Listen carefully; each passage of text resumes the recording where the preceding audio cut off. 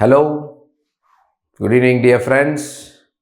This is Dr. Jambukeshwaran, PrepLadder Orthopedic faculty for you. Today we are going to discuss the answers for the pulse test that has been conducted.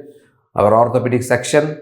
We have 10 questions, straightforward. I think most of you would have rocked already. Move on to the first question. A 30-year-old male patient presents with complaints of gradually progressive swelling around his wrist joint for 3 months. Given below is the X-ray image of the affected wrist. What is the most likely diagnosis? When I see this X-ray, in the distal radius, I am able to see an osteolytic lesion. Osteolytic lesion, two things should come to our mind. One is called giant cell tumor. Otherwise, it is called osteoclastoma. The next thing should be bone cyst.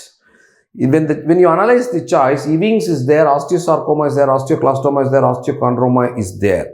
Straightforward answer is osteoclastoma. Okay, Ewing's won't cause osteolytic lesion, osteosarcoma won't cause osteolytic lesion, osteochondroma, otherwise called exhastosis, it won't cause osteolytic lesion. Osteoclastoma, definitely the presentation is soap bubble appearance because of lytic lesion. Osteochondroma is otherwise called giant cell tumor. We will move on to the next question. A 6-month-old baby is brought to the OPD with deformity as shown in the image below. Which of the following is the management recommended? When I see this image, this is a straightforward case of congenital talipes equinovarus CTEV. The age group is 6 months. This is the key thing because CTEV is managed only according to the age. Everything detailed we had seen in your main video. Now 6 months, what is the best option? 6 months, see, if the baby is a newborn, immediately from birth till 2 months, manipulation by mother. After 2 months till 2 years, manipulation by orthopedician and cast application. So this should be the right answer. So this is called Ponseti's method. This is called Ponseti's method. This is called Ponseti's method. Okay. So this should be the best answer. When the child crosses 2 years, 2 years to 5 years, best thing is posteromedial soft tissue release. This is called turquoise procedure. When the patient is 5 years to 10 years, the best is called Dillwyn-Evans procedure, which is a calcaneal osteotomy. When the child exceeds 10 years, that is called a neglected congenital talipes equinovarus. The best treatment is triple arthrodesis. Okay. So here the right answer is manipulation and cast application. That is called Ponseti's method. We will move on to the next question. A 34-year-old male has been suffering from a progressive low backache and early morning stiffness for the past 6 months. His symptoms are more severe in the morning and it improves with exercise. That's the point. Pain is there when he gets up. When he starts working, the pain improves. Okay, so it should be an inflammatory arthritis.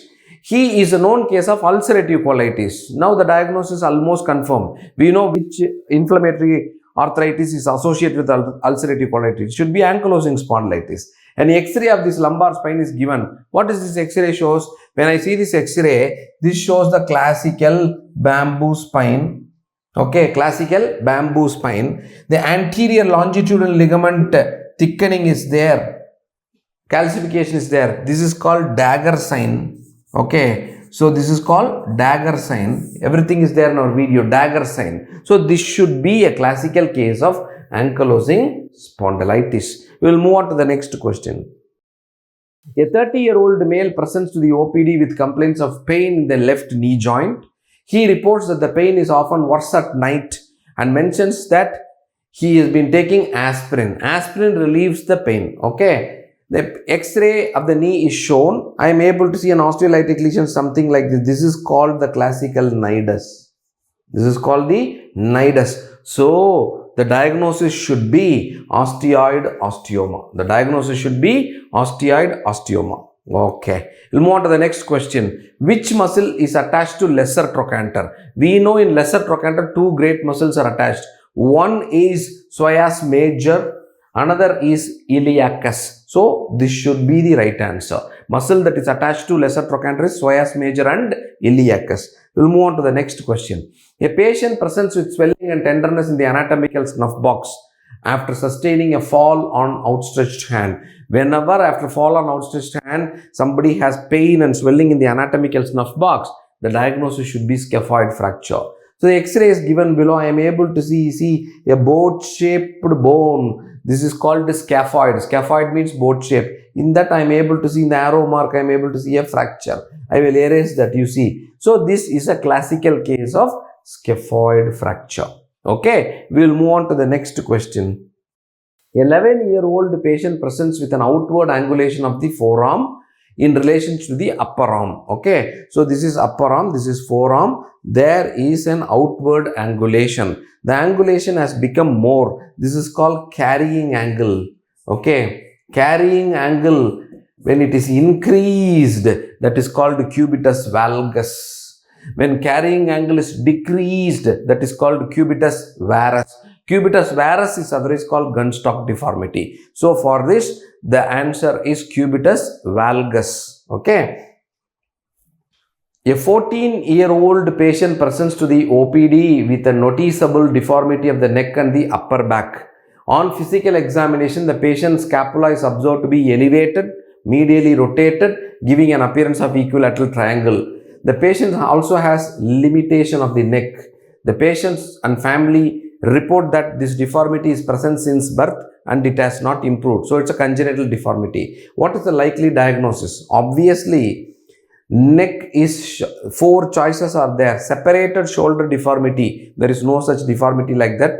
Torticollis is called congenital torticollis. Presentation is different. Congenital scoliosis is totally different. So the neck is short. Scapula on one side is elevated. It should be a case of Klippel-Feil syndrome. We all know what is Klippel-Feil syndrome. Klippel-Feil syndrome is congenital fusion of all the cervical vertebrae. So neck appears shorter.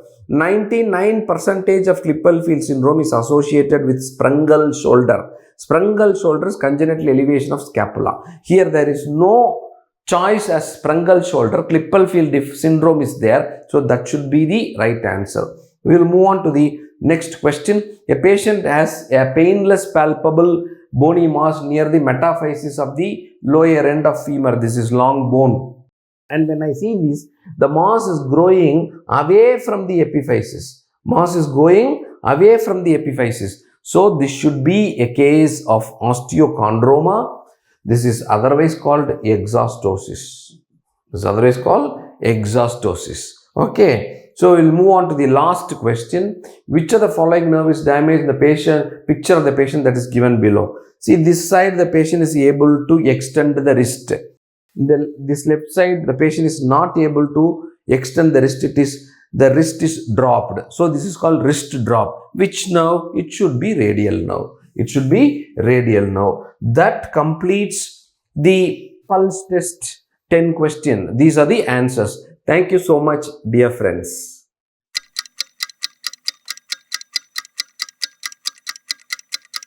Hello dear students. So here we are with the solutions to the pediatrics questions that came in this FMGE Pulse exam. So the first question that we'll be discussing is, what is the probable diagnosis for a 7-year-old girl? So there is this 7-year-old girl is there who has, cramping abdominal pain. So there is abdominal pain, elevated red rashes on the back of her legs and buttocks. What is this? So this is palpable purpura. So abdominal pain is there, palpable purpura are there, along with proteinuria and microscopic hematuria, meaning laboratory involvement. So all these things we know are compatible with a diagnosis of, yes, you guessed it right, it is Henoch-Schonlein purpura. So let us see what are the diagnostic criteria for Henoch-Schonlein purpura. So Henoch-Schonlein purpura is when there is palpable purpura with at least one out of the following. What are they? So either abdominal pain or some joint involvement in the form of either arthritis or arthralgia. Okay, arthritis or arthralgia. Any kidney involvement that can be in the form of proteinuria, hematuria, okay, and any biopsy showing IgA deposition. And it can be kidney biopsy, it can be skin biopsy. So any biopsy showing IgA deposition. Okay. So if any of these is present along with palpable purpura, which is the mandatory criteria, then we diagnose it as Henoch-Schonlein purpura. Coming back to our case scenario, so we have these palpable purpura, we also have abdominal pain, and we also have renal involvement. So our criteria for diagnosis is fulfilled. So it is no doubt Henoch-Schonlein purpura. Why not SLE? So SLE, we know there is this slick diagnostic criteria which we've discussed in medicine also, so I'm not going into the details.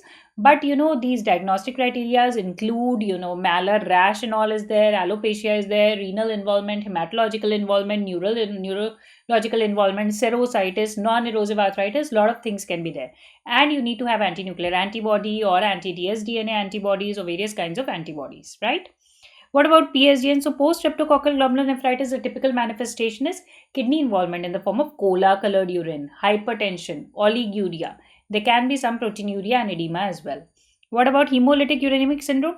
So hemolytic uremic syndrome is a classical triad. What is the triad? So there is the microangiopathic hemolytic anemia.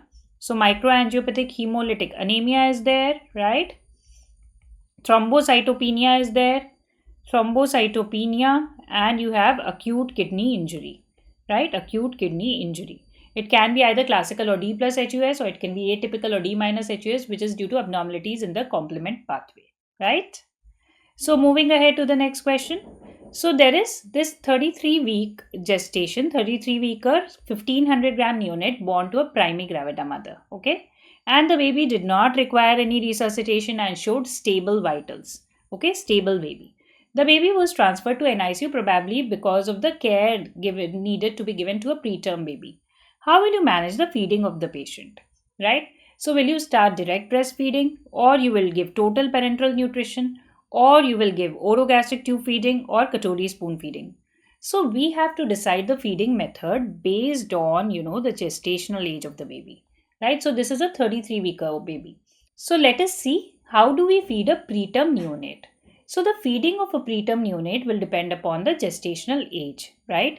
So if the baby is born at less than 28 weeks gestation, the baby's gut is too immature to handle anything. So what will you do? So we will give IV fluids only. So IV fluids only with or without total parenteral nutrition. What about baby born at 28 to 31 weeks gestation?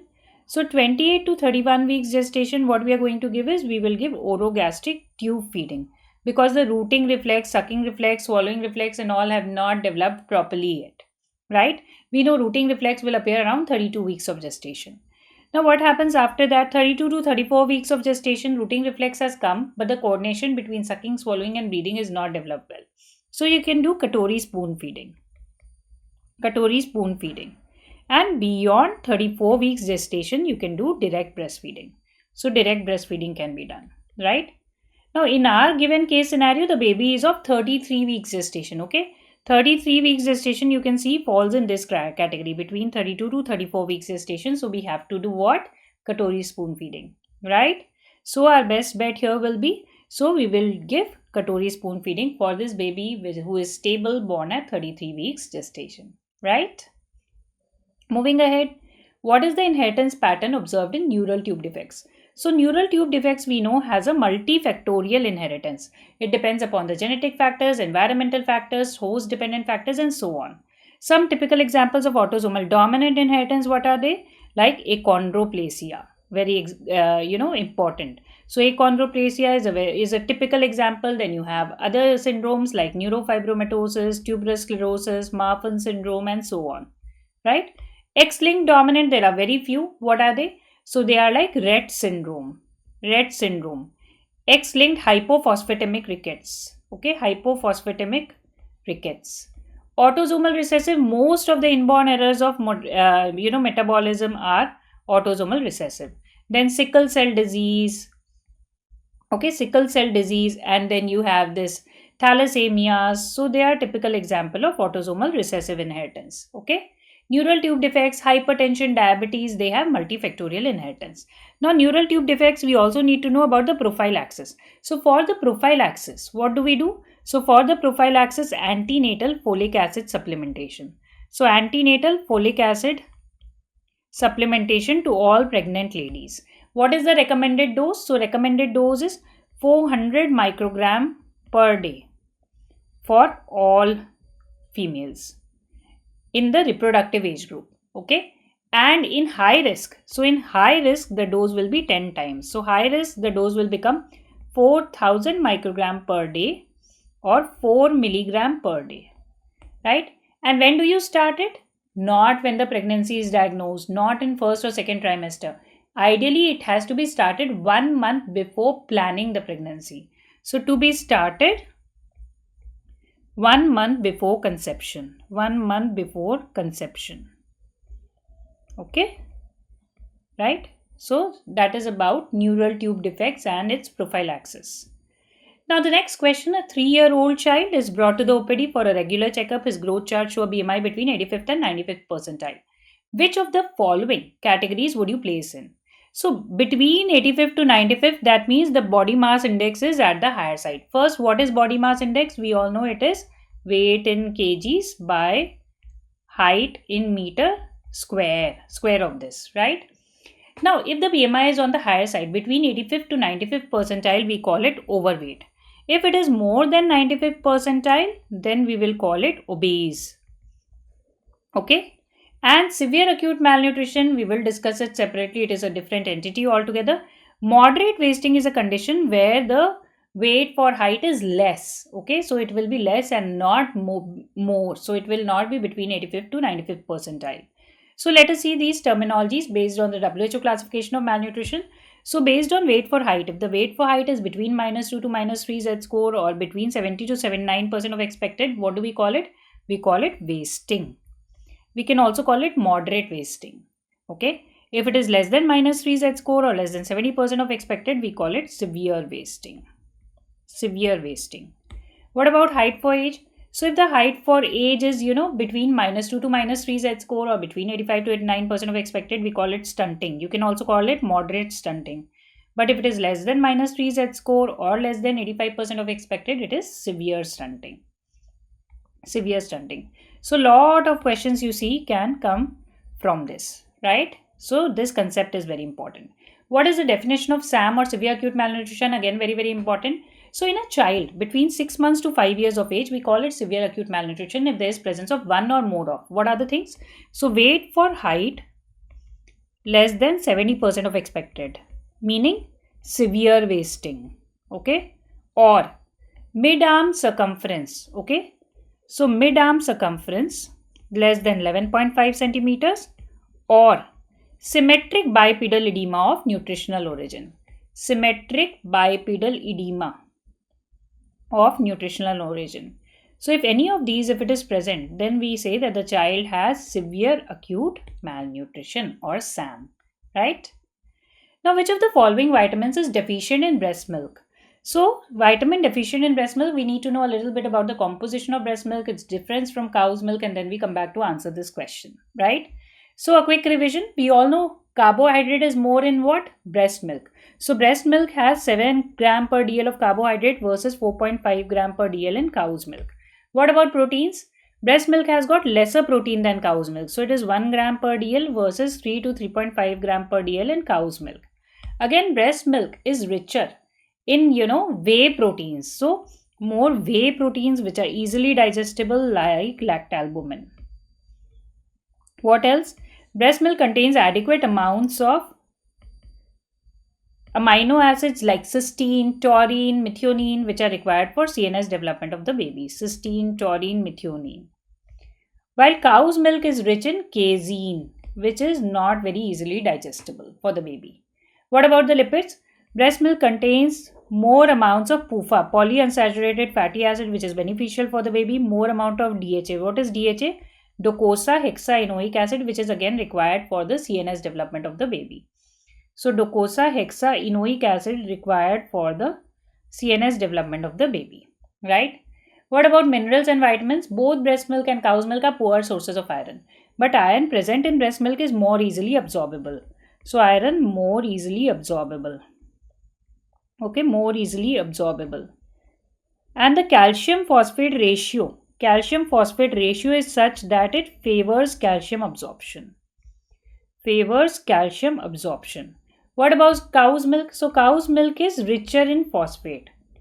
Richer in phosphate, So, a baby who is predominantly cow milk fed, more chances of hypocalcemia. Okay, hypocalcemia in the baby. Okay. What about vitamins? So remember, breast milk contains, BM is not bone marrow here, it's breast milk. So breast milk contains adequate amounts of all vitamins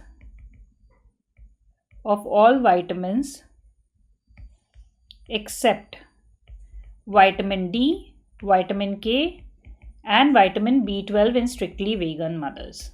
So because vitamin D is deficient, it is recommended all babies should get 400 international units per day of vitamin D throughout first year of life. Okay, in first year of life. And all babies should get a single dose of vitamin K intramuscular, 1 milligram intramuscular at birth to prevent hemorrhagic disease of newborn. So you can see vitamin D, vitamin K, and B12 in strictly vegan mothers is deficient in breast milk. So coming back to our question, which of the following vitamins is deficient in breast milk? So of course your answer will become not vitamin A, not C, not E, it is vitamin K, right? Okay. Moving ahead, how much is the mid-parental height for a male child with a father who is 183 centimeter tall, mother who is 175 centimeters tall? So first let us see what is the formula for mid-parental height. So the mid-parental height for boys, the formula is father's height plus mother's height plus 13/2 centimeters, where father's height and mother's height is in centimeters. For girls, it is father's height plus mother's height minus 13 centimeters by 2. So here in the given question, it is a boy, so we will use the above formula. So for boys, the mid-parental height, let us calculate what is there in the given case scenario. Let us see. So for this boy, so for this male child, the mid-parental height is going to be, father's height is 183, mother's height is 175 plus 13/2. So what will it be? So let us see. So 183, 175, 13. So it is coming to 6 and 5, 11. So 10, 17 and 3. 371. So 371/2. That is, so a little bit of mathematics coming in pediatrics here. So you have 185.5 centimeters. So your best answer is A, 185.5 centimeters. I hope it is clear to all of you. Okay. So mid-parental height gives you some idea about the target height that the child is going to achieve. If the child does not even achieve the target height, then there is a problem. Okay. So now moving ahead, a 6-month baby presented with microcephaly, blue eyes, hypopigmentation, and developmental delay. Investigations reveal elevated phenylacetate and phenylpyruvate levels while decreased tyrosine levels. Guthrie's test is positive. So Guthrie's test we know is positive in phenylketonuria. Okay. And we get elevated levels of phenylacetate, phenylpyruvate, the metabolites like that. So let us discuss a little bit about phenylketonuria and these other disorders of phenylalanine pathway that are mentioned here. Okay. So what happens in phenylketonuria? You can see there is deficiency of this phenylalanine hydroxylase enzyme. So this phenylacetate gets accumulated in the body and excess of metabolites are formed like phenylacetate and phenylpyruvate. Okay. However, tyrosinase deficiency gives rise to albinism. Okay. Tyrosinemia can be due to a deficiency of any of the 3 enzymes, aminotransferase, 4-HPPD or FAH, fumarate acetoacetate hydrolase. Another important disorder of this pathway is alkaptonuria, which is due to deficiency of homogenesic acid oxidase. Okay. So phenylketonuria, what is happening? Because this phenylalanine is not getting converted to tyrosin. Tyrosin becomes an essential amino acid. Phenylalanine excess, phenylpyruvate, phenylacetate accumulate in the body, cause brain damage, cause neurological problems like developmental delay. Tyrosin is not getting formed, so DOPA is not getting formed, and from DOPA melanin gets formed. Melanin is also not getting formed. So there is hypopigmentation. The baby has blue iris, fair skin, etc. So coming back, so our diagnosis here definitely is phenylketonuria. It's not tyrosinemia. We do not get any elevated phenylacetate, phenylpyruvate, Guthrie's test positive in tyrosinemia. Albinism again, you will get hypopigmentation, blue eyes, but you will not get this elevated phenyl acid pyruvate levels. You will not get decreased tyrosine levels. Okay, this decreased tyrosine level will not be there in albinism. Alkaptonuria, you will have urine turns black on standing, and uchronosis, which is homogenesic acid oxidase deficiency.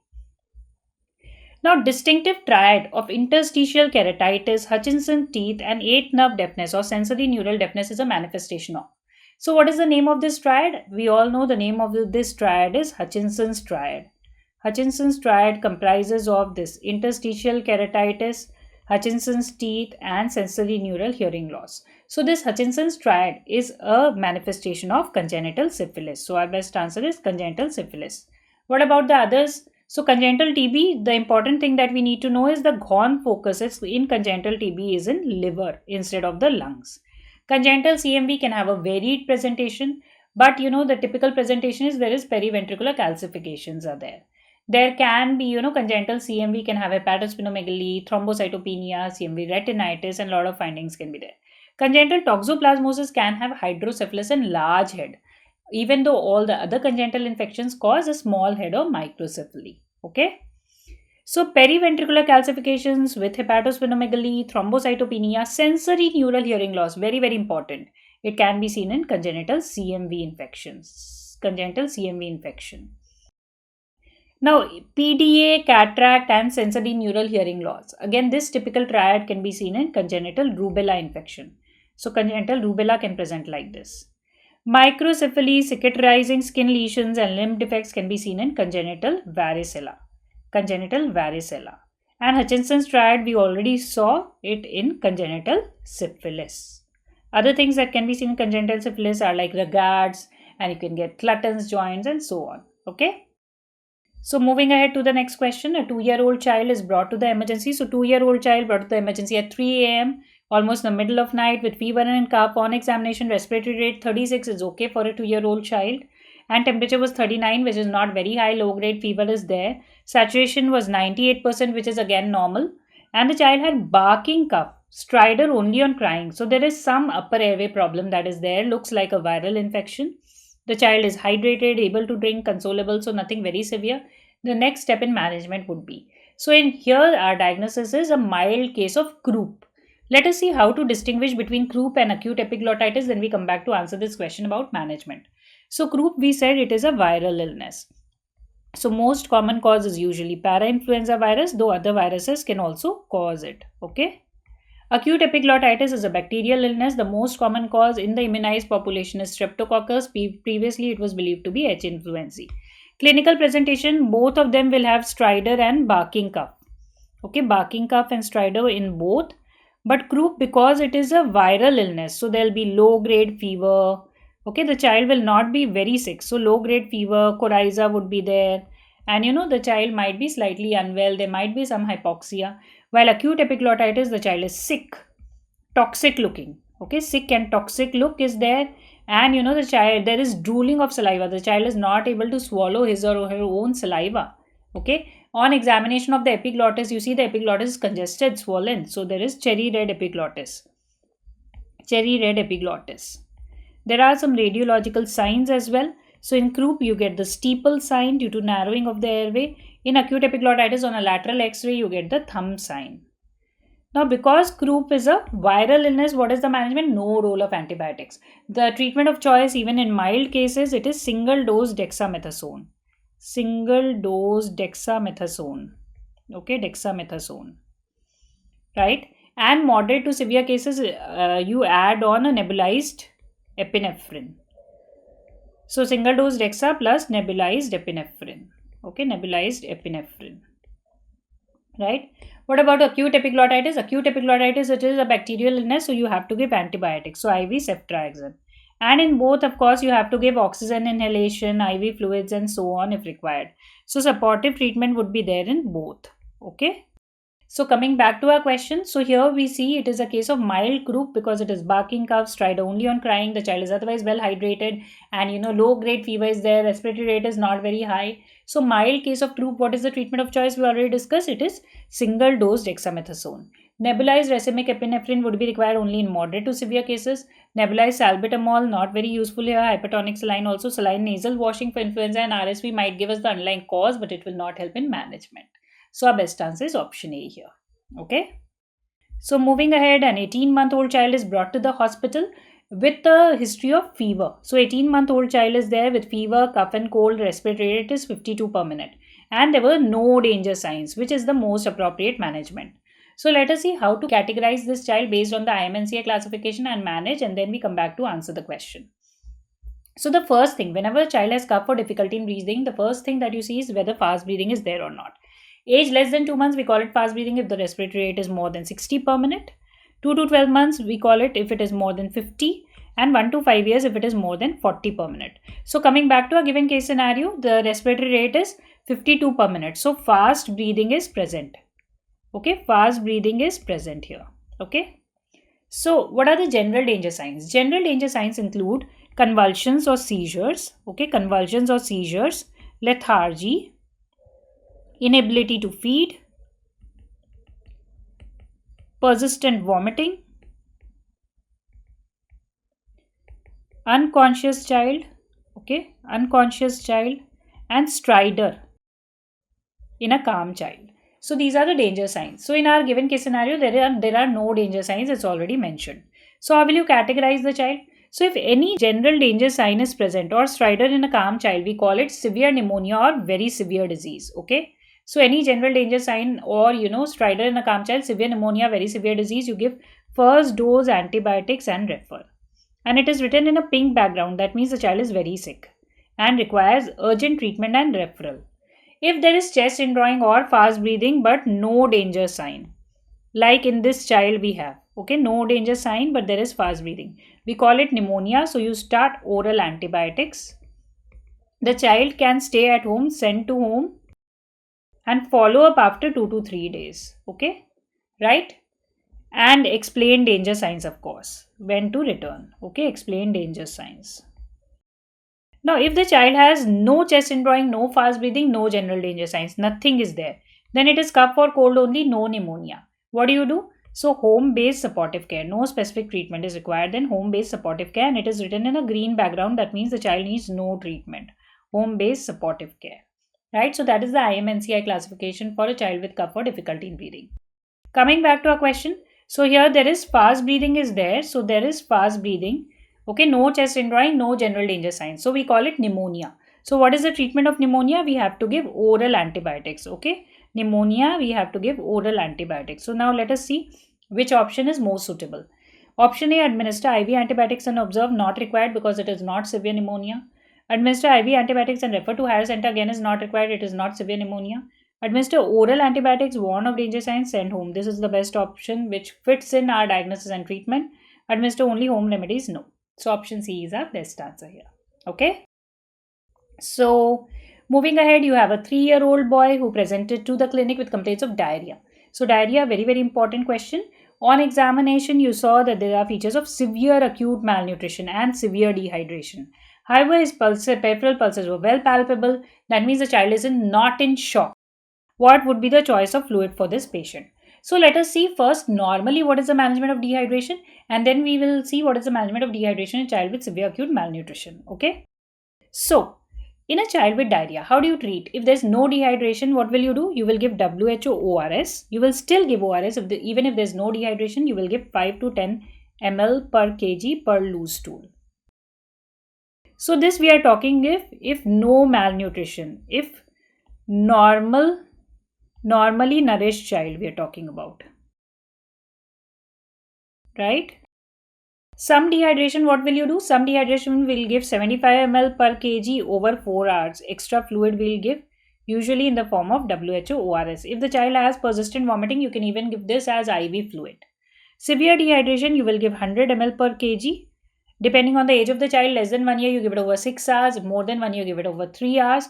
And the fluid of choice is ringer lactate in 5% dextrose. If that is not available, you can give RL alone. Okay, so that is when the child is normal nutrition.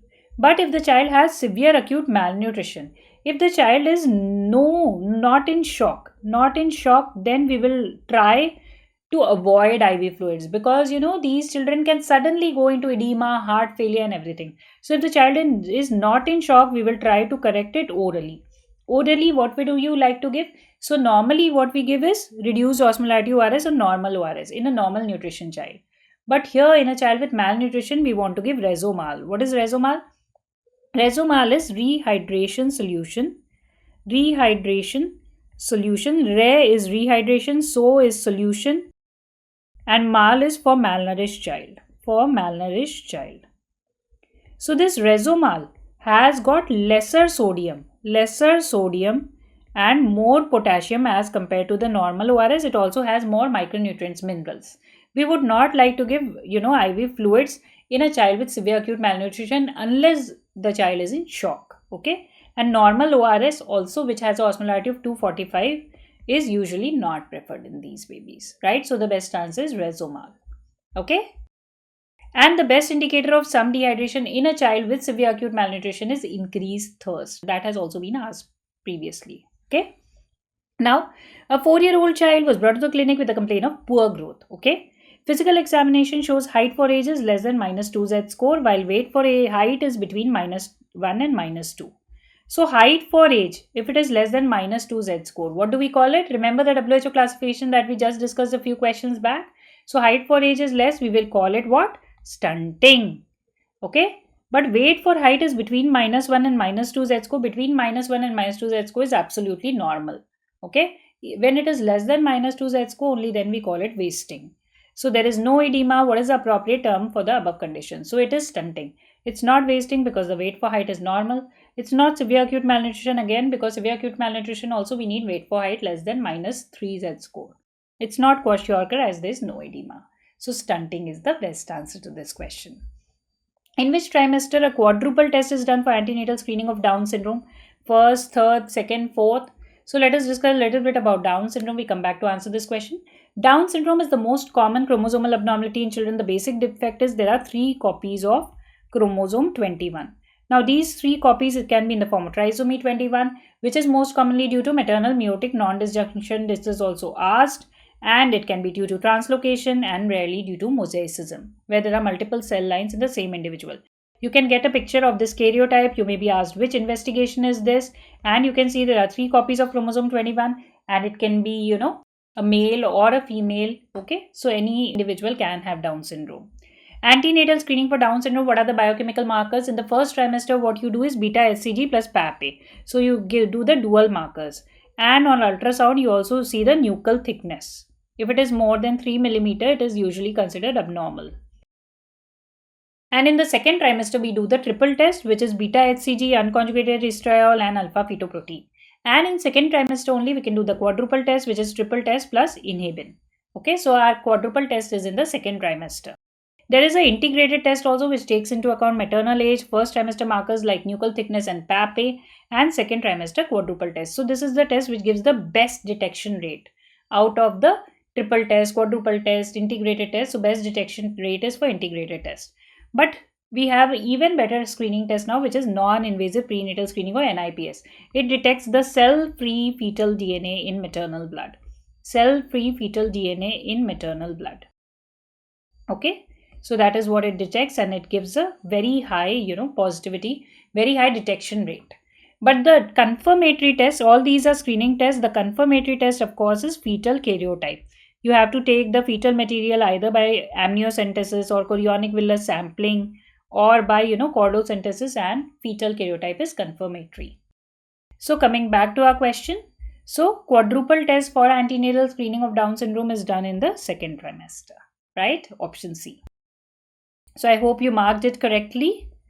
And coming to the last question from pediatrics that we'll be discussing for this paper, a child with ventricular septal defect develops the following findings.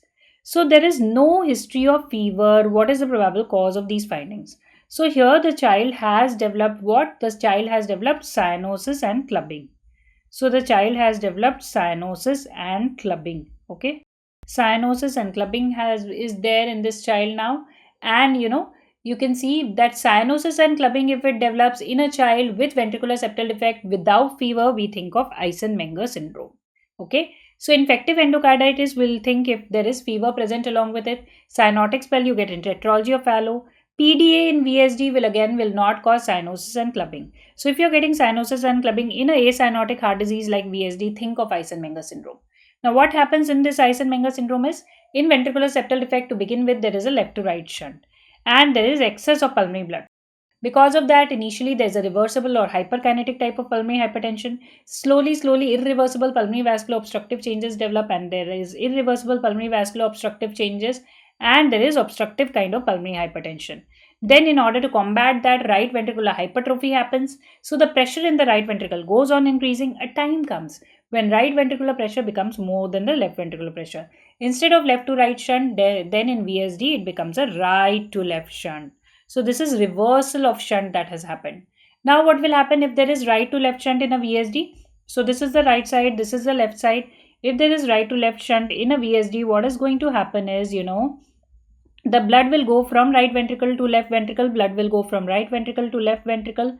Less blood will go to the pulmonary circulation, less blood will get oxygenated. So there will be more of deoxygenated blood, so there will be cyanosis. Long-standing hypoxia will also give rise to clubbing. So cyanosis and clubbing, if it develops in a child with ventricular septal defect without fever, our diagnosis is Eisenmenger syndrome, right? So these are the questions that came in this FMG Pulse exam from pediatrics, some very, very important topics, and I am sure most of you have answered them correctly. So all the best.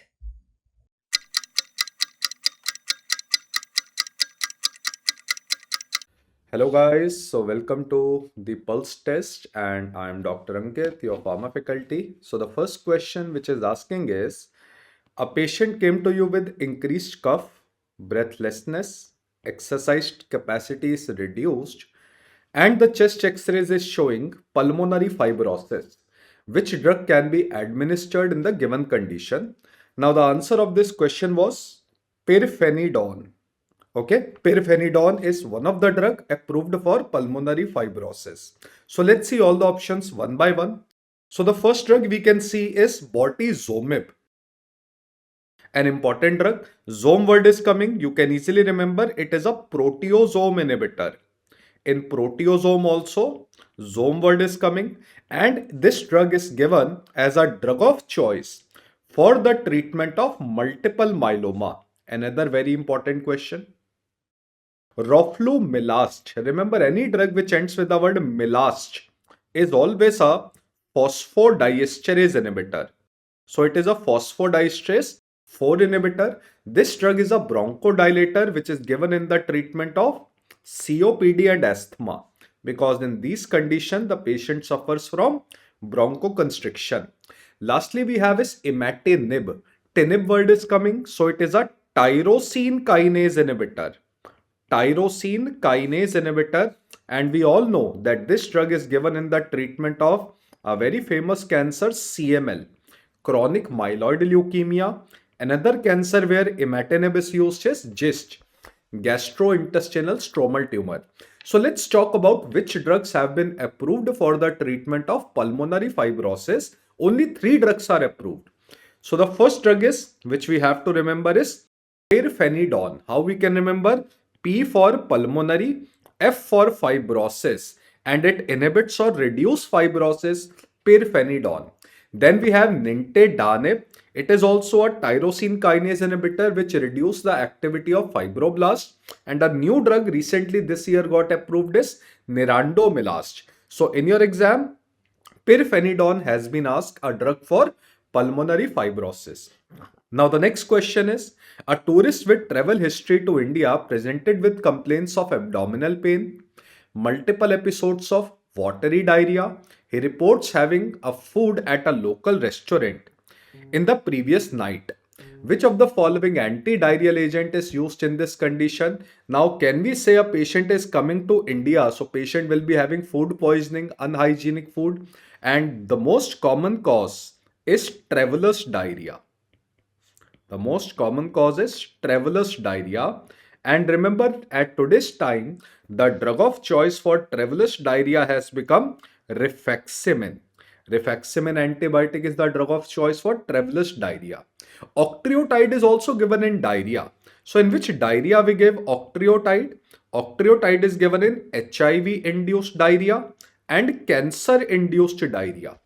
Loperamide, the most famous drug, it is given to reduce motility of intestine. It is given for drug-induced diarrhea. And loperamide is also approved for cholera. While bismuth compounds, they are given for the treatment of H. pylori infection. So the answer of our question is rifaximin. Next question, which of the following condition is not treated with high ceiling diuretic? Now remember, high ceiling diuretics, they are also known as loop diuretics. So you must have heard about certain names like furosemide, etc. So they are high ceiling or most effective diuretic. And remember one rule. High ceiling diuretics like loop diuretic, they are given in all types of edema treatment. All edema we give them. So can we give them in generalized edema, which is also known as anasarca? Cerebral edema we give. Acute pulmonary edema, which occurs in heart failure, we give. So remember, they are not given in pulmonary hypertension. No. In pulmonary artery hypertension, we give the drugs like bosentan, which is endothelin antagonist. We give prostaglandin I2 drugs like treprostinil, eloprost. So these drugs are given in pulmonary artery hypertension. So let's see the treatment of all edema at one place. So if edema occurs because of heart failure, it is known as pulmonary edema. And if renal failure occurs, it can lead to periorbital edema. In both these edema, the drug of choice is loop diuretics. Now we know that if there is liver failure like chronic liver disease, it can lead to abdominal or ascites, abdominal edema. Here the drug of choice is spironolactone. And if there is increase in intracranial pressure, it can lead to cerebral edema. Here the drug of choice is mannitol. Now understand, in spironolactone and mannitol resistant cases, we can give and add loop diuretics. So loop diuretics are given in all types of edema. So the next question is, what is the mechanism of action of rivaroxaban? Remember, rivaroxaban is an anticoagulant drug. It inhibits clotting factors. From its name, can you identify which clotting factor will it inhibit? Let's learn the trick. You can see XA word is coming. XA means factor 10A, which is activated form, and ban word is coming. So that means it will inhibit which clotting factor? Factor 10A. So yes, the answer of our question comes out to be B. So it causes inhibition of factor 10A. So that is why apixaban, another name, the brother of rivaroxaban is apixaban, edoxaban. So any drug which ends with the word xaban will inhibit factor 10A. Now which drug inhibits thrombin, which is factor 2? So thrombin is inhibited by a drug known as dabigatran. Another drug is dabigatran. And this drug is an oral drug. How we can remember? TR means thrombin, AN means antagonist. Another drug which inhibits factor 10A is heriudin. Heriudin, lepiridin, any drug which ends with the word riudin will also inhibit. But remember, they are parenteral or injectable drug. Now, which drug causes activation of antithrombin 3? Antithrombin 3 will inhibit thrombin. So it's an indirect thrombin inhibitor. These drugs are heparins. Heparins activate antithrombin 3. And which drug causes inhibition of platelet aggregation? Very important drug, aspirin. Aspirin is not an anticoagulant drug. Aspirin is an antiplatelet drug. Next question. What is the most common side effect of lamotrigine? We all know lamotrigine is an anti-epileptic drug. It is given in the treatment of generalized seizures, GTCS, absence seizure, focal seizure, all type of seizure we can give lamotrigine. And the most common side effect of lamotrigine is Steven-Johnson syndrome. And Steven-Johnson syndrome, in Steven-Johnson syndrome, there are rashes or epidermal damage on skin. So the most common cause, side effect of lamotrigine is rashes. Rashes is the correct answer. So can you recall and tell me that which drug causes diplopia because of cerebellar damage? Cerebellar damage is caused by carbamazepine, which can lead to diplopia. And this carbamazepine can also lead to aplastic anemia, which can lead to neutropenia. Okay. Any drug which can cause tremors, anti-epileptic drug, valproate can cause tremors. Okay. So next question, which of the following drug can be given for both HIV virus and hepatitis B virus, both virus? So a common drug for both HIV and hepatitis B virus are two. Okay, so the example you can remember by a mnemonic TEL. There are two drugs which are both first line drug for HIV and first line drug for hepatitis B virus. T stands for tenofovir. And the next drug, very famous drug, is lamivudine. So they are effective for both viruses. So go with the correct answer here is tenofovir. Tenofovir is the correct answer. Now, which of the following drug is used in GERD? So in GERD, we use domperidone. Why we use? I will be telling you shortly. But what about other drug? So first drug is ondansetron. Remember, any drug which ends with the word setron, like ondansetron, granisetron, pelonosetron, they block serotonin 5-HT3 receptor. They are 5-HT3 antagonist. And remember, they are anti-emetic drug. They stop vomiting. And they are given for CINV and RINV. CINV stands for chemotherapy-induced nausea vomiting, radiotherapy-induced nausea and vomiting. Loperamide and diphenoxylate, they are opioid. And they are given as an anti-diarrheal drug. They are given for the treatment of diarrhea. So let's talk about GERD, which is also known as gastroesophageal reflux disease. So what happens in GERD? You know that parietal cells of stomach, they produce hydrochloric acid or acid in the stomach. And if this acid goes into the esophagus, this is known as GERD. So we have basically two types of drug for the treatment of GERD. The first type of drug is the drug that will reduce HCl production. We have to reduce acid production in stomach. And the drug of choice is PPI. PPI stands for proton pump inhibitor. Any drug which ends with the word prazole is a proton pump inhibitor, omeprazole, pantoprazole, etc. Another drug which we can give for GERD is H2 antagonist. H2 stands for histamine 2 blocker. And these drugs, they end with the word tidine. So can you tell me certain famous drug with tidine? Cimetidine, ranitidine, lafutidine, famotidine. Ranitidine is a very famous drug. Now in GERD, first thing what we have done is we have reduced HCl production. Now second thing what we have to do, we have to close this sphincter. So if we close this lower esophageal sphincter, can we say stomach cannot go upward, this HCl cannot move upwards? So the second drug we give in combination with proton pump inhibitor is, these drugs are known as prokinetics. We call these drugs as prokinetics because they will close lower esophageal sphincter, and among them the first drug is domperidone. Second drug is mozapride or any drug that ends with the word pride, and the third drug we have is metoclopramide. So these are the drugs which close LES. So these two drugs are given in combination for the treatment of GERD. Now the next question, which of the following drug does not reduce mortality in the patient of heart failure with reduced ejection fraction? Remember, in heart failure, only those drugs can reduce mortality which can protect heart. So cardioprotective drugs, they can reduce mortality in CHF. In heart failure with reduced ejection fraction, which is also known as chronic heart failure. Now remember, beta blocker, ACE inhibitor and Hydralazine isosorbide dinitrate are cardioprotective drug. I will be giving you a list. So the drug which will not reduce mortality is digoxin.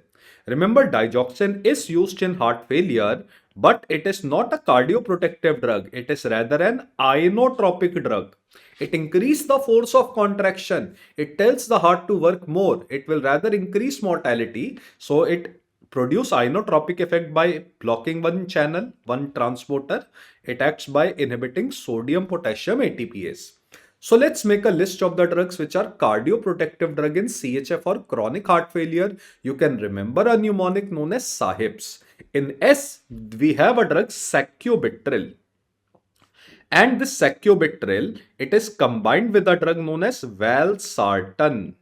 It is given in combination with a drug valsartan. This combination is known as ARNI. Now what is AR? AR stands for angiotensin receptor and valsartan is an angiotensin receptor blocker. NI stands for neprilysin inhibitor, which is a very complex name we have discussed, and sacubitril is a neprilysin inhibitor. ACE inhibitor and ARB, they will end with the word pril or sartan. All ACE inhibitor, they will end with the word pril. All angiotensin receptor blocker, they will end with the word sartan. Then we have aldosterone receptor blocker, spironolactone, which is a cardioprotective drug. We give hydralazine, ivabradine, which is a funny channel blocker. We can give beta blockers like metoprolol. Very few beta blockers are cardioprotective. Bisoprolol and carvedilol. Try to remember these three beta blockers which are cardioprotective. And a new cardioprotective drug which is given in CHF. This drug is also given in diabetes mellitus, that is SGLT2 inhibitor, sodium glucose transporter inhibitor. These drugs, they will end with the word gliflozin. Gliflozins like canagliflozin, dapagliflozin, empagliflozin. Okay? So these drugs are also cardioprotective. Now, very commonly one question is asked that which drugs are not given in CHF. Remember, calcium channel blockers like verapamil and diltiazem, they are contraindicated in CHF. Why? Because they are not cardioprotective. So beta blockers are cardioprotective. Calcium channel blockers are not cardioprotective. Next, which of the following is the half-life of lithium in adults? So lithium half-life is 24 hours or 1 day. So it's a straight away question. How we can remember? If you recall chemistry, lithium is the first metal in periodic table and lithium is the first metal. We can remember lithium, 1 day is the half-life. Next question, which of the following is preferred in the treatment of Plasmodium falciparum malaria? Now remember, for P. falciparum malaria, the drug of choice now has become artemisinin based combination therapy. Okay, artemisinin based combination therapy are the drug of choice. Chloroquine is the drug of choice for P. vivax and ovale malaria. Okay. Now, why in P. falciparum we are not giving chloroquine? Because P. falciparum now has become chloroquine resistant. That is why we give ACT. Okay. Next question. Which of the following is the drug of choice for treating morning sickness in pregnant women? Remember, morning sickness is the vomiting during first trimester of pregnancy. The first treatment is always, we tell our female mother to eat small and frequent meals. Don't eat very much, it will lead to nausea and vomiting. After this lifestyle modification, if small frequent meal doesn't work, then the drug of choice is combination of vitamin B6 with doxylamine. Doxylamine is an antihistaminic drug and vitamin B6 pyridoxine, they both have anti-emetic effect. So this is the treatment of morning sickness. Next question, which of the following is the most common side effect induced by cisplatin chemotherapy? Remember, cisplatin is an anti-cancer drug and the most common side effect of cisplatin is vomiting. Most common side effect of cisplatin is vomiting. So can you tell me, you will go with which option? Yes, you will go with GI symptoms like vomiting. Apart from vomiting, other side effect of cisplatin is it is nephrotoxic, kidney damage, it causes neurotoxic, and it is ototoxic. but the most common side effect is vomiting, and for this we give the treatment with ondansetron. We give ondansetron. So which drug in anti-cancer drug causes cardiotoxicity, heart damage? Remember one drug, doxorubicin. Doxorubicin causes heart damage. This is another a separate question, but here the answer is GI symptoms. Next question, which of the following steroid therapy is administered to a 55-year-old male suffering with Addison's disease? Now remember, in Addison's disease, the adrenal gland is not making corticosteroid. Corticosteroids like glucocorticoid, mineralocorticoid are not produced. So there is adrenal insufficiency in Addison's disease. And that is why the drug of choice for Addison's disease is hydrocortisone, because hydrocortisone has both mineralocorticoid and glucocorticoid activity. And always remember, in any disease, if you are giving hydrocortisone, the initial dose is always 100 milligram. So which option is having 100 milligram? This one, A and B. But because Addison's disease is a chronic disease, long-term disease, initially we give 100 milligram. After that we maintain the patient on 200 milligram. So B is the correct answer for option hydrocortisone. Next question, a patient is undergoing chemotherapy, was given antiemetic drug. So some antiemetic drug is given, after which he developed acute dystonia, bradykinesia, tremors. So can you tell me in which disease muscle rigidity or dystonia happens, slowing of body movement occurs and tremors occur? Yes, it occurs in Parkinson disease. So because of antiemetic drug, the patient is suffering from drug-induced Parkinson's disease. And drug-induced Parkinson disease occurs because of any drug that block dopamine D2 receptor in brain. So any drug that will block dopamine receptor in brain can lead to Parkinson disease. Now, which drugs can block dopamine receptors in brain? Remember, the first is antipsychotic drug, and second is an antiemetic drug. So in this question, antiemetic word is coming. Okay. So which antipsychotic drug? Remember, although all can cause drug-induced Parkinson, but try to remember haloperidol and risperidol. So these two drugs you have to remember. And which antiemetic drug in brain blocks dopamine receptor and causes drug-induced Parkinson disease? That is metoclopramide. The answer is metoclopramide. So here go with the answer metoclopramide. Now what is the treatment? This is a separate question. Remember, the treatment of drug-induced Parkinson diseases, we give anticholinergic drug. Anticholinergic drug like benzhexol, benztropine. Try to remember these two drugs. They are given for the treatment of drug-induced Parkinson disease. Now the next question is, a 30-year-old man is going for a pilgrimage to a shrine at a mountain peak. At a summit, he develops tightness in chest, breathlessness, and altered sensorium. So can you tell me the patient is suffering from which disease? He has gone to a mountain. Yes, the patient is suffering from mountain sickness, in which the patient suffers from respiratory depression. Because of that, the patient will have cerebral edema, which can lead to altered sensorium. And the drug of choice for the treatment of mountain sickness is acetazolamide.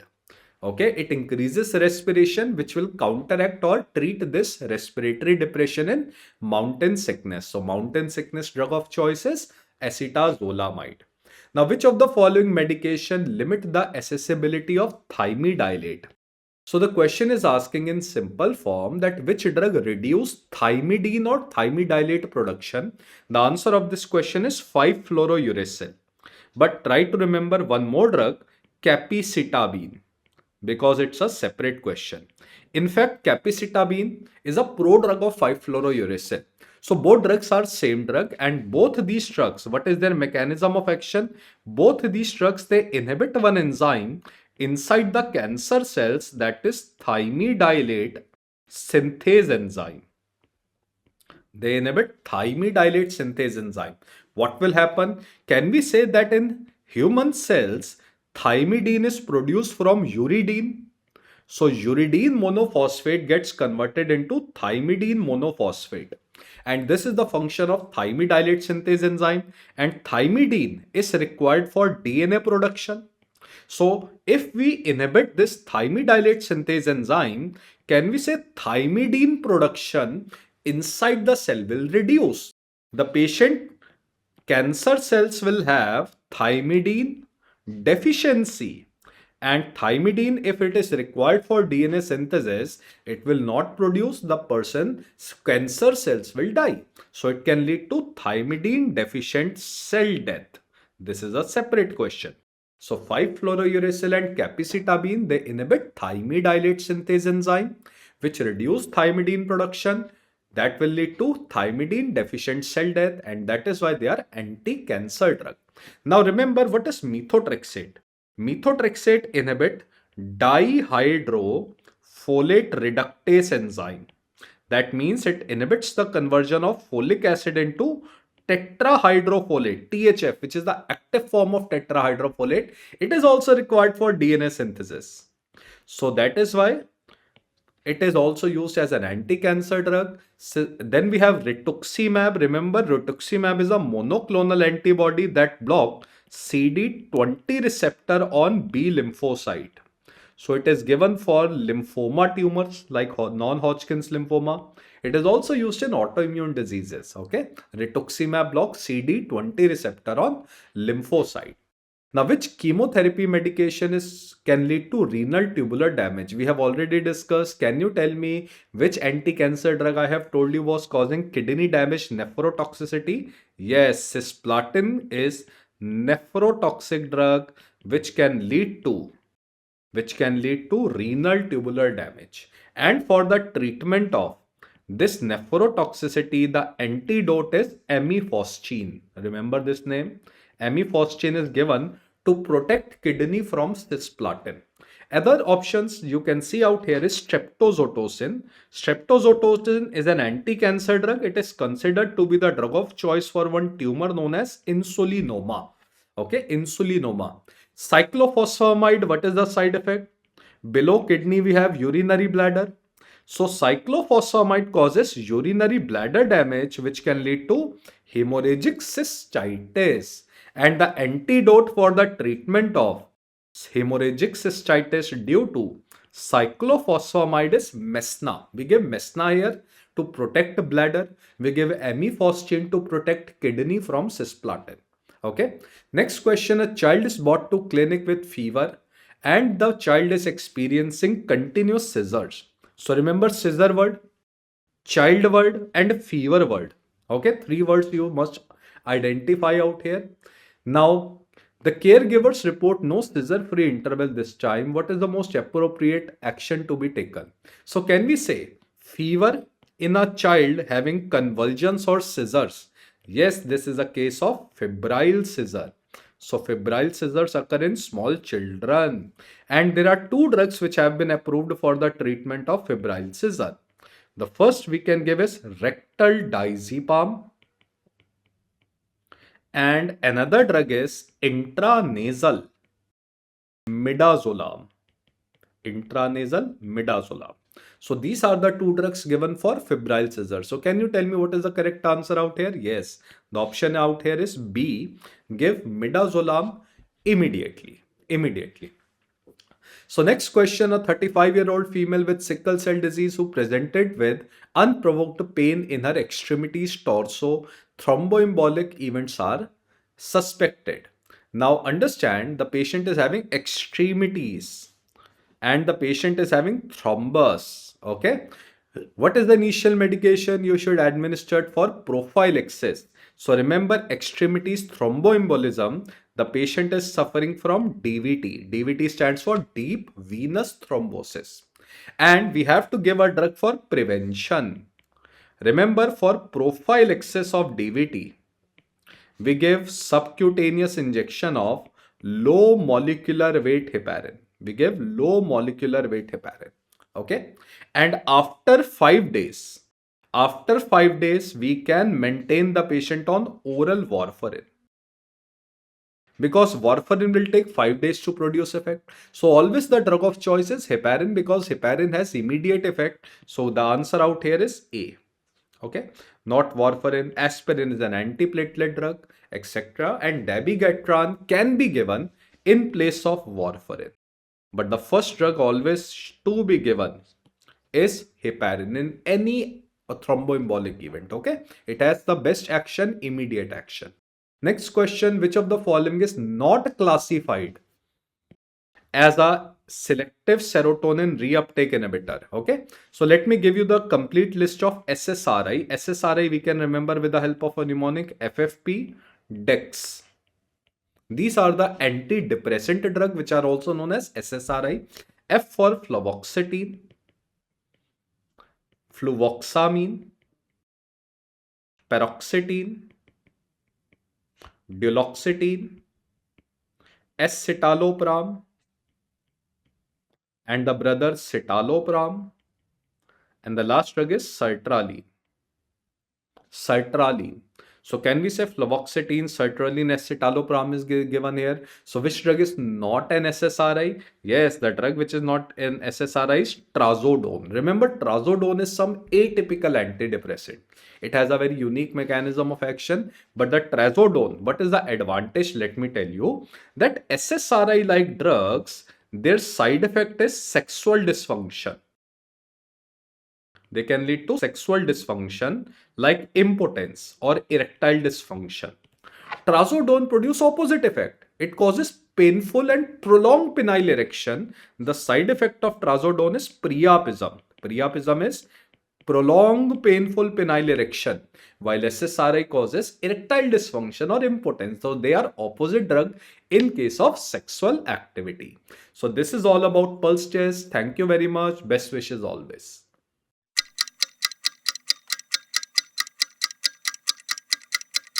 Hello student. Now we are going to discuss the answer of the MCQs from physiology.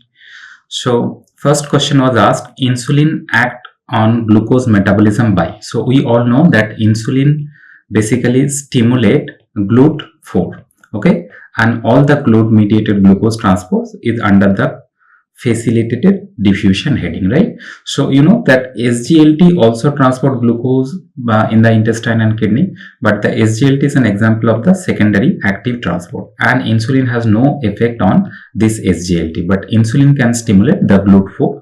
So GLUT4 is an example of facilitated diffusion. Okay, next question. What type of pancreatic neuroendocrine tumor is responsible for recurrent episodes of secretory diarrhea?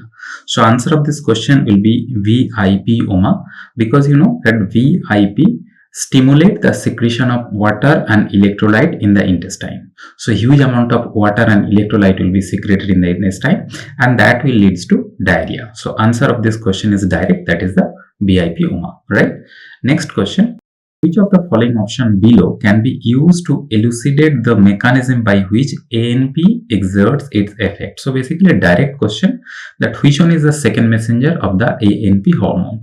So you have to remember that CGMP is the second messenger for ANP, atrial natriuretic peptide, and nitric oxide.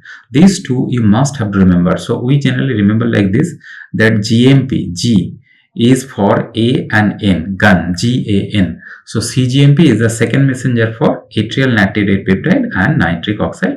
So CGMP is the answer of this question. This is very, very important. You have to remember these two hormones which is acting through the CGMP second messenger system. Next question. What is true about oxytocin among the options provided? First option, responsible for galactokinesis. You know, galactokinesis means the milk ejection of the milk, and galactopoiesis means maintenance of the milk production. So galactopoiesis, POIESIS, galactopoiesis is done by the hormone prolactin, and galactokinesis or ejection of the milk is done by oxytocin. So this is the definite action of oxytocin. Other action, it can be given by oral route. No, IM or IV route is preferred. It is secreted by anterior pituitary. This is also wrong. In higher dose is exert diuretic action. There is no such action for oxytocin. So all of them are wrong. Only option that is correct is first one. Next question, what physiological response is most likely to occur in a person exposed to high temperature while exercising vigorously to maintain internal body temperature within a normal range? So obviously the person is exposed to high temperature and the person is exercising, all of us can understand that body will try to lose the heat from the body. So the mechanism of heat loss from the body is vasodilation and sweating. So option number A is going to be the answer. Other option which is giving, this is the response which is activated in cold or winter seasons. You all know the increased heat production by the liver, severing thermogenesis, decreased heart rate, respiratory rate. So all these things generally happens in exposed to cold environment, not in hot environment. So option A is the answer. Next question. A patient arrives at the emergency. So ABC analysis result has been given. So from here you can easily check that we generally follow this equation, the Henderson-Hasselbalch equation, pH, and modified equation is pH is equal to bicarbonate upon the PeCO2 concentration. So first of all, you look at the pH. So this is definitely acidic, so pH is decreased. And this decreased pH will be explained by whether the decrease in bicarbonate or increase in carbon dioxide. That I have to look at. So if there is increase in carbon dioxide also, then can pH also decrease, or if there is decrease in bicarbonate, then also pH can decrease. So here you can easily see that the carbon dioxide level is very higher than normal and bicarbonate level is lower than normal. Okay. So this is normal 24, so this is very lesser than normal, and this is very high, generally 40, so this is very higher than normal. So bicarbonate is less, because of which the pH is less. So because the bicarbonate is lower, pH is acidic, so obviously this is metabolic acidosis is the answer of this question, option number A, right? Next question. Which of the following is true regarding increase in glomerular filtration rate, right? Increase in resistance of the afferent arteriole, no, this will decrease the GFR, not increase, right? Decrease in resistance of the efferent arteriole, even if you dilate the efferent arteriole, the resistance is decreased, that will also decrease the GFR, because all the blood which will not be accumulated at the level of glomerular capillary, it will go out of the glomerular capillary easily. Next is the increase in Bowman's capsule hydrostatic pressure. This will also decrease the GFR. The last one, increase in renal perfusion will increase the hydrostatic pressure of the glomerular capillary. Increase in hydrostatic pressure will increase the GFR. So direct answer of this question is option number D, right? Next question, which protein does calcium bind during smooth muscle contraction? So the smooth muscle calcium binding protein, that is the question, and we all know calmodulin. This troponin is the calcium binding protein for which muscle? Skeletal muscle as well as for cardiac muscle. So in these two muscle, troponin is there, but in smooth muscle, the calmodulin is there. So calmodulin is the calcium binding protein for smooth muscle, right? Next question. What would be the least likely condition to happen if a group of colleagues took an excursion to high altitude mountain region, right?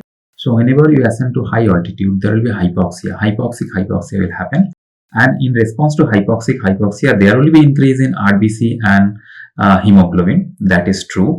Second, there will be increase in mitochondria at the level of the tissue. That is the process of acclimatization. There will be hyperventilation, because hypoxia is a stimulus for hyperventilation. But increase in PaO2 is not going to happen. So option A is the answer, because I told you already that hypoxia is generally going to happen in high altitude. That is hypoxia, right? Okay. Next question. Which co-transporter is primarily responsible for facilitating glucose absorption across the basolateral membrane of the enterocyte in this scenario? So this question is wrong. Why wrong? Because you know the basolateral membrane of the enterocyte, the intestinal epithelium cell. So suppose this is the intestinal epithelium cell. The luminal membrane, the definite transporter is SGLT1. That is the co-transporter. So co-transporter is SGLT1. That is a syn-porter, sodium glucose linked transporter. That is in the luminal membrane, not in the basolateral membrane. What is there in the basolateral membrane? In basolateral membrane, GLUT is there. Okay, so GLUT is there for transport of glucose, generally GLUT2. So this GLUT is an example of facilitated diffusion. So either this option should be changed to facilitated diffusion, or you have to change this basolateral membrane. Either you can ask the luminal membrane co-transporter, then your answer is SGLT, or you ask basolateral membrane facilitated diffusion, not the co-transporter, the answer is GLUT2. So the GLUT2 is the answer of this question, but you have to remember that it is not an co-transporter, it is an facilitated diffusion transporter. It is not co-transporting anything, sodium or glucose, not like that. It is transporting only glucose. So it is not a co-transporter. Okay. Next question. IV irritant was given as a result, bradycardia, hypotension and apnea is happening. So this is typical of the basal gyrus reflexes. So answer of this question will be basal gyrus reflex. You have to remember what is going to happen. There will be decrease in blood pressure, there will be decrease in heart rate, there will be coronary vasodilation. Okay, coronary vasodilation. Along with that vasodilation, along with that there will be apnea. So this is the symptoms of basal gyrus. Bainbridge reflex, there will be only increase in heart rate. Cushing reflex, there will be hypertension, increased blood pressure, decreased heart rate. Along with that, there will be irregular, respiration. So these are the symptoms of various option that is given here. So definite answer is basal gyrus reflexes.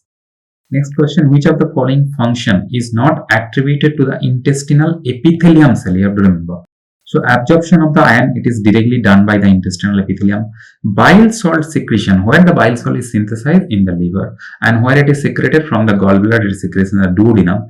Epithelium has no role for this action. So this is not the function of epithelium cell of intestine directly. Mucus secretion is again a direct function of the epithelium cell of the intestine. Secretion of digestive enzyme, this is also a direct function of the intestinal epithelium. So option number B is not the direct function of epithelium of the intestine. So this is your answer. Okay. Next question. 40-year-old patient, hospital, chronic headache, further into tumor in the hypothalamic region. So, which is exerting pressure on suprachiasmatic nucleus. We all know that suprachiasmatic nucleus is responsible for secretion of ADH. So, please remember two nucleus, supraoptic and paraventricular nucleus. Okay, both the nucleus can produce ADH hormone. Okay, but we all know that paraventricular is mainly for oxytocin rather than ADH, and supraoptic is mainly for ADH rather than oxytocin. Means both the nucleus can produce both the hormone, but supraoptic mainly for ADH and paraventricular mainly for oxytocin. Next question, 30-year-old patient was involved in road traffic accident, hospital, superficial pain, intense pain. So you all know that pain is carried by A delta and C fiber, but between these two fiber, you know that A delta fiber is mainly present in the superficial part of the body and C fiber is mainly present in the deeper tissue of the body. So whenever you are thinking of the superficial pain or very sharp kind of pain, that is always mediated by A delta type of fiber, not the C fiber. C fiber mediated pain is generally vague, dull, aching type of pain, deep tissue pain, right? Okay. Next question, which of the following factor was found to have an inhibitory effect on insulin secretion? So answer of this question will be epinephrine, right? Other, what has been given in this choice, they are the stimulus for insulin secretion. So if you look at the stimulus for insulin secretion, obviously glucose is a stimulus, mannose amino acid is a stimulus, mannose is also a stimulus, amino acid is also a stimulus, beta-ketoacids is also a stimulus. Intestinal peptide like GLP, GIP, gastrin, secretin, even VIP is also a stimulus. Parasympathetic stimulus is also a stimulus for insulin secretion.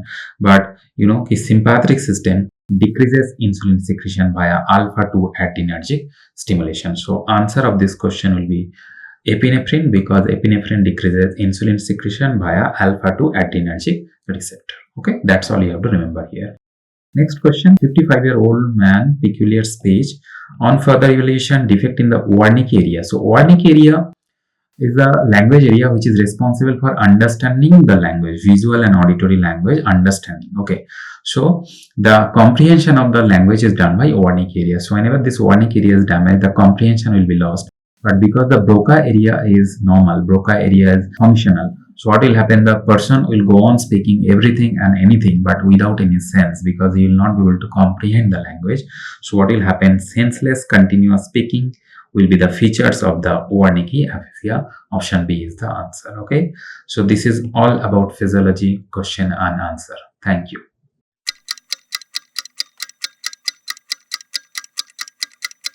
Hi everybody. So welcome to the answers and explanations of the PSM questions that were asked in your Pulse exam. All right, so let's look at the first question. Now, if you look at the first question, the question was, what is the cause of the 40-year-old female patient's acute onset leg swelling and loose stools, considering her family members also have similar symptoms and mustard oil is a regular part of the diet? Now, we know this is a question from food adulteration, and here the word was mustard oil.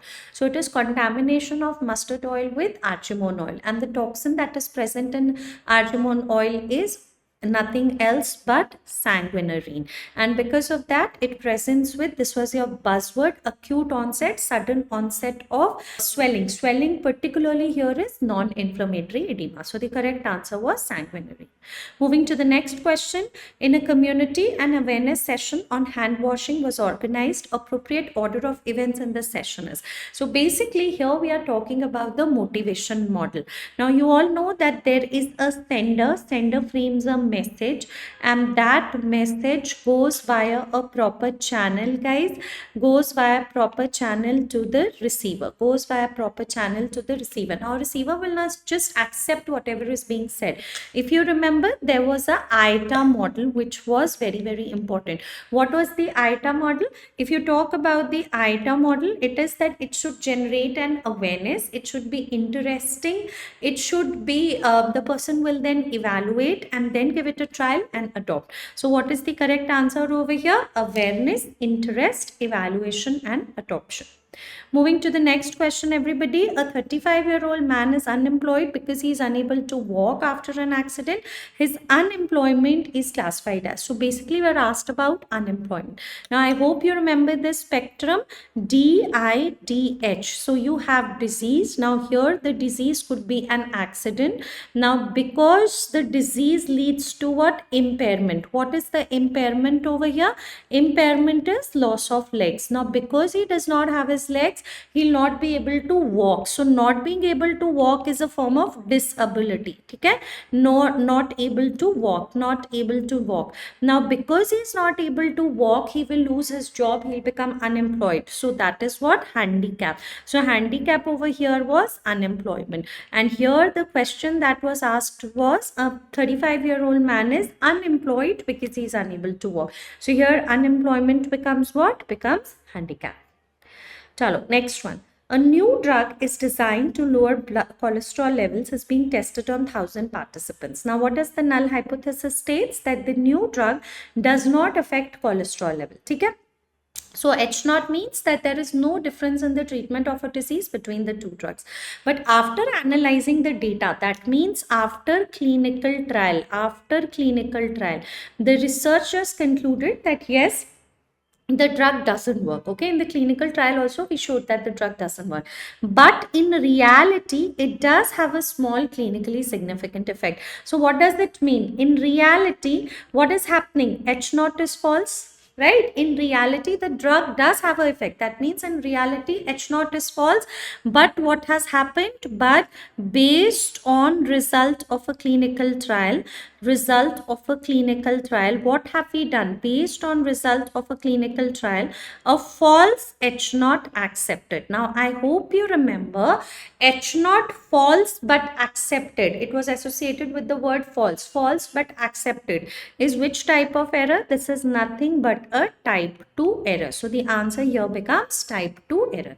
In reality, what is said? That the drug does have a significant effect. That means in reality H0 is false, but when we did a clinical trial we couldn't show that, so we accepted a false null hypothesis. That is type 2 error. And what is type 1 error? If you remember, it is associated with the word true, H0 true but rejected.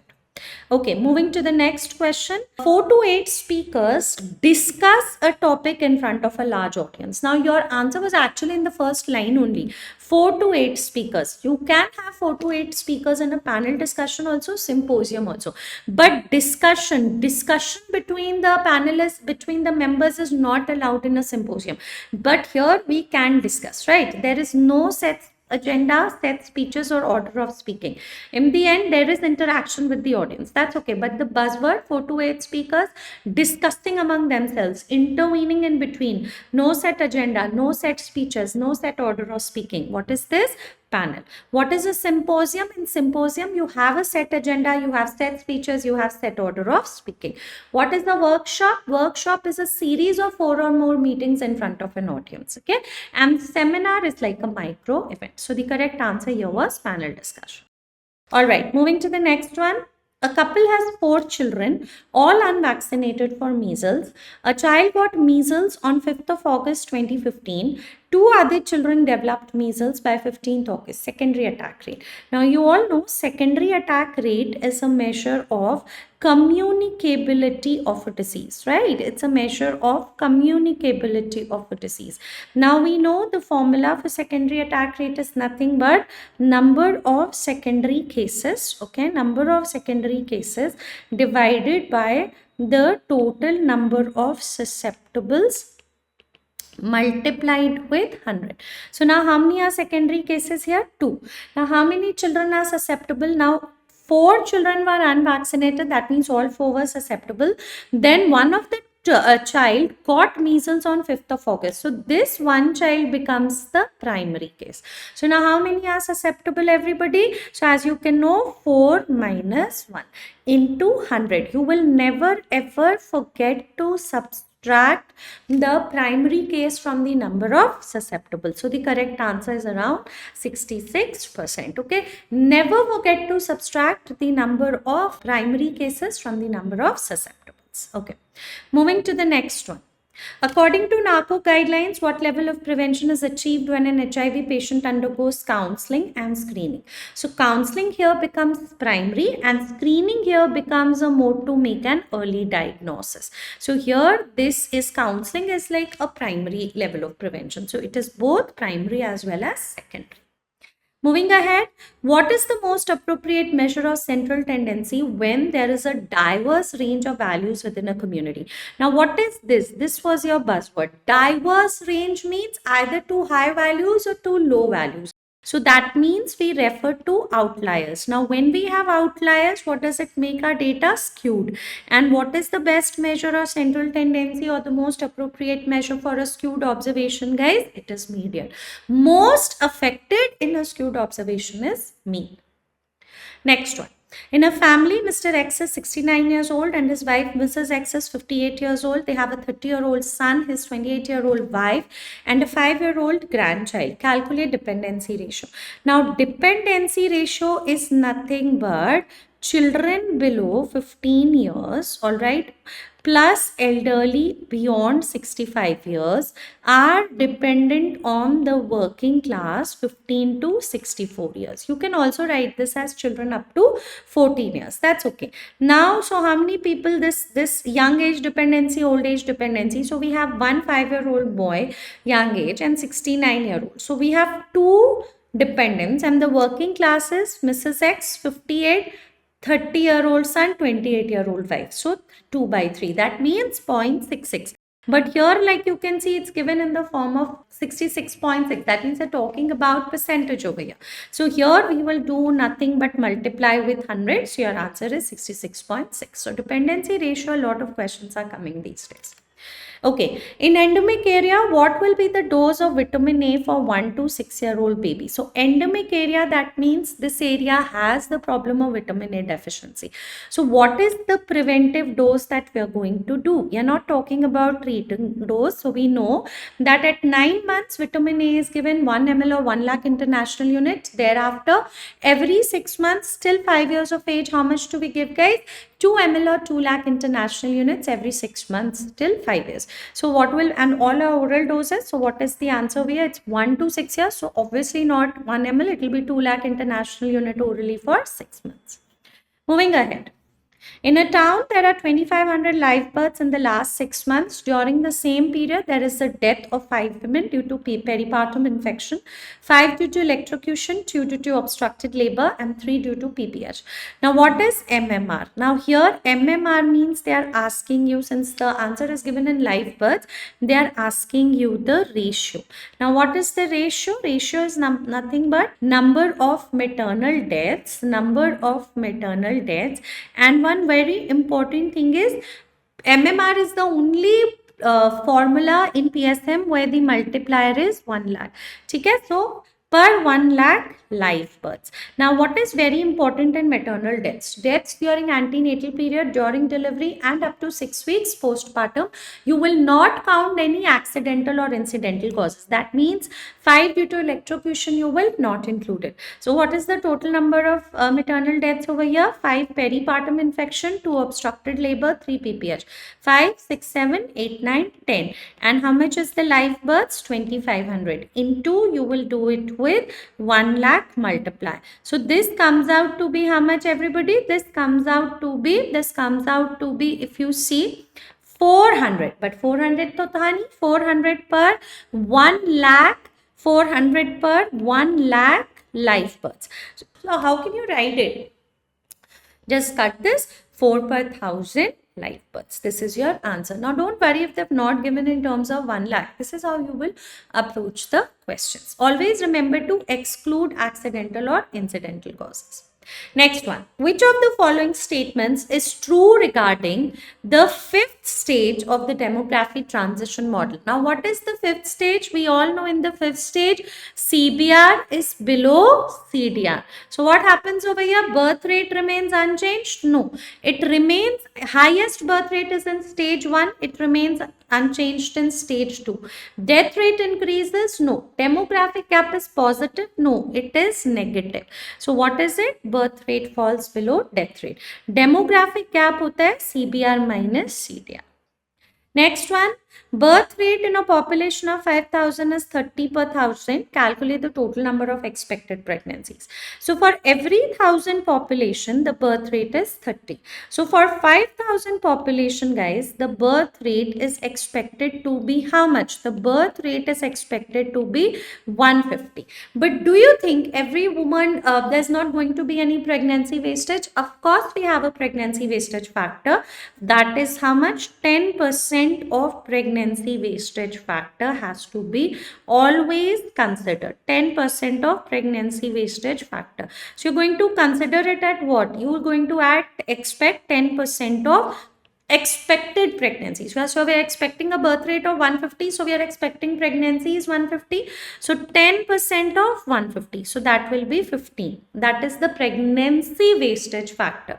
So what is the number of expected pregnancies? So the number of expected pregnancy is always equal to whatever pregnancies we were expecting, 150 plus 10% of pregnancy wastage factor. 10% of expected pregnancy. You have to consider the pregnancy wastage factor 10%, and always you will add it. So that is 15. So 165. Never subtract it. And one more question: if somebody asks you that at any one point of time, what will be the number of pregnancies that will be registered with the ANM? So number of pregnancies registered with the ANM, number of pregnancies registered with ANM. Okay, registered with ANM at one point of time will be half of this. So it will be 82.5. Okay, almost 80. It's going to be 82.5, which is almost 83. Clear? This is one part and this is the other. Always remember to add the number of 10% of pregnancy wastage factor. Okay, a study to determine the association between maternal smoking histories from pregnant women during the antenatal visits and then subsequently assessing the birth weight of the babies soon after delivery. What type of study is this? Now, please don't think that here the buzzword is histories. Here, what is the important thing? Subsequently assessing. That means you have your exposure is smoking history and outcome is birth weight of the babies, and we are assessing this history when the woman presents to us during antenatal visits. So when she presents to us during ANC visit, we are taking a history. Do you smoke? Do you not smoke? Okay, do you smoke? Do you not smoke? And then we will subsequently assess how many babies born are low birth weight in both the group. No low birth weight, low birth weight, no low birth weight. Now because we're moving from cause to effect, okay, it becomes a prospective cohort study. Next one, Which of the following statements about point source epidemic is false? Now, what was point source epidemic? Rapid rise, rapid fall of cases. Single peak. There is no secondary wave. So, secondary waves present? Absolutely wrong. There is always a single peak. And since cases occur over one incubation period, there is clustering of cases. It occurs only due to an infectious agent. All cases develop within one. Now, see, this more or less is correct. It could have, mostly it is due to infectious agents. Okay, mostly it is due to infectious agent, non-infectious origin like Bhopal gas tragedy. But that's a rare thing. Therefore, if we have to select from A and C, we will be selecting option A. That is completely false. Okay. Next one. Air humidity and dew point temperature of air is measured using which of the following instruments? So, air humidity is measured using a sling psychrometer. Carter thermometer, low air velocity. Barometer is atmospheric pressure. Dial thermometer, if you talk about, that is for temperature of that monitors temperature of ILR. Alright, next question. Which of the following is related to Navjat Sishu Suraksha Karyakram? Now, what was Navjat Sishu Suraksha Karyakram? 2 days training is given to whom? To health workers. But you're giving this 2 days training to health workers in what? In basic newborn care and resuscitation services. Basic newborn care and resuscitation services. So what becomes the answer over here? We are dealing with the newborn. Clear? Okay. Next one. Identify the incorrect statement. Most important equipment of cold chain. So this, of course, is an ILR, ice-line refrigerator. Most important equipment. Have temperature zones for different vaccines? Yes. Devices are provided with baskets to store vaccine? Yes. They are never placed directly. Monitoring of temperature is done once a day? No, it is done twice a day. That too by a medical officer. Next. What is the term used to describe number of maternal deaths per 1 lakh live births? Already we have discussed, since the numerator is not a part of denominator, it is ratio.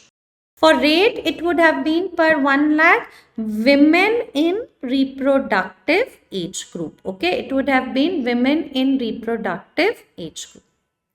What is the best way to use a graphical representation to illustrate pattern and changes in the occurrence of diarrheal diseases? So here what are we trying to represent? Trends of an event with time, incidence of a disease with time. So what do we have? Line graph. Histogram is frequency of continuous variables. Ogive is cumulative increase. There will be no dip. Okay, cumulative, constant increase. Tree diagram is when we have to select the best possibility. Okay, so that is tree diagram. All right, which of the following demographic indicators is used to compare the life expectancy of two different countries? So what is the answer over here when we have to compare the life expectancy of two different countries? It is a life expectancy of two different countries. We use what? We use HDI, Human Development Index. It includes life expectancy as one of the variables. Alright, next question. Which term refers to the practice of instilling a particular point of view in people's mind and inhibiting the independent thought, not letting them think, not allowing them to develop good behavior and sustaining it? It is health propaganda. It is reflexive in action. It's not reflective. We should believe in what? Health education. Okay, next one. A pregnant female less than 34 weeks gestation reports mild to moderate anemia. Best management plan. Now, anemia Mukt Bharat always comes. Now, over here, mild to moderate, less than 34. See, if she was more than 34, we would have definitely gone for injectables. If she is less than 34, we will, instead of giving less than 34 with mild to moderate, we'll give 2 tablets of ferrous sulfate. Okay. 2 tablets of IFA, iron folic acid, 2 tablets of ferrous sulfate. But here the problem is what is written, we don't need to give her injectables. So injectable and 2 tablets, no, we don't have to do that. 3 tablets are not needed, 2. IM, no. We will give IV iron sucrose only if the woman is not tolerating IFA. But yes, if she was severe anemia, we will have to always give injectables as priority. A 10-year-old school-going girl came for health checkup. Her hemoglobin is 9 gram. Which of the following government program is likely to produce? Now, what is this? This is screening and intervention services for 0 to 18-year-old. So this is 10-year-old. That is which program? Rashtra Bal Swasth Karyakram. We screen them for 4 Ds: defects, developmental delays, deficiencies, diseases. So here she's suffering from anemia. We can look at it. Janani Suraksha Yojana is to promote institutional deliveries. Pradhan Mantri Matru Vandana Yojana is again give incentives to women. Navjat Sishu Suraksha Karyakram is for a newborn. Next one, in a normal distribution, mean value is 82, standard deviation is 1.5, range of 2 standard deviation. So here, mean plus minus 2 ST covers. Now, it has range of 2. 2 standard deviation covers 95% observation. So, mean is 2 plus minus 2 into 1.5 covers 95%. So, 82 plus minus 3. So, what is the answer over here? 79 to 85. It was just based on those normal distribution values. Mean plus minus 1 ST covers 68%. Mean plus minus 2 ST covers 95%. And mean plus minus 3 ST covers 99% of observations. Alright, which pneumoconiosis is caused by exposure to cotton dust? So, if you see cotton, it is nothing but bicynosis. Bagasosis, G, sugarcane dust. Anthracosis, coal dust. Silicosis, you all know, silica dust. A soldier presents with fever, rash and myalgia, history of louse infection. So, louse infection over here is referring to what? Epidemic typhus. Epidemic typhus, what is the agent? Rickettsia provaziki. Please go and revise the rickettsial diseases table if you have not yet done it. So, that was it. I hope you were able to solve all your questions. Thank you so much.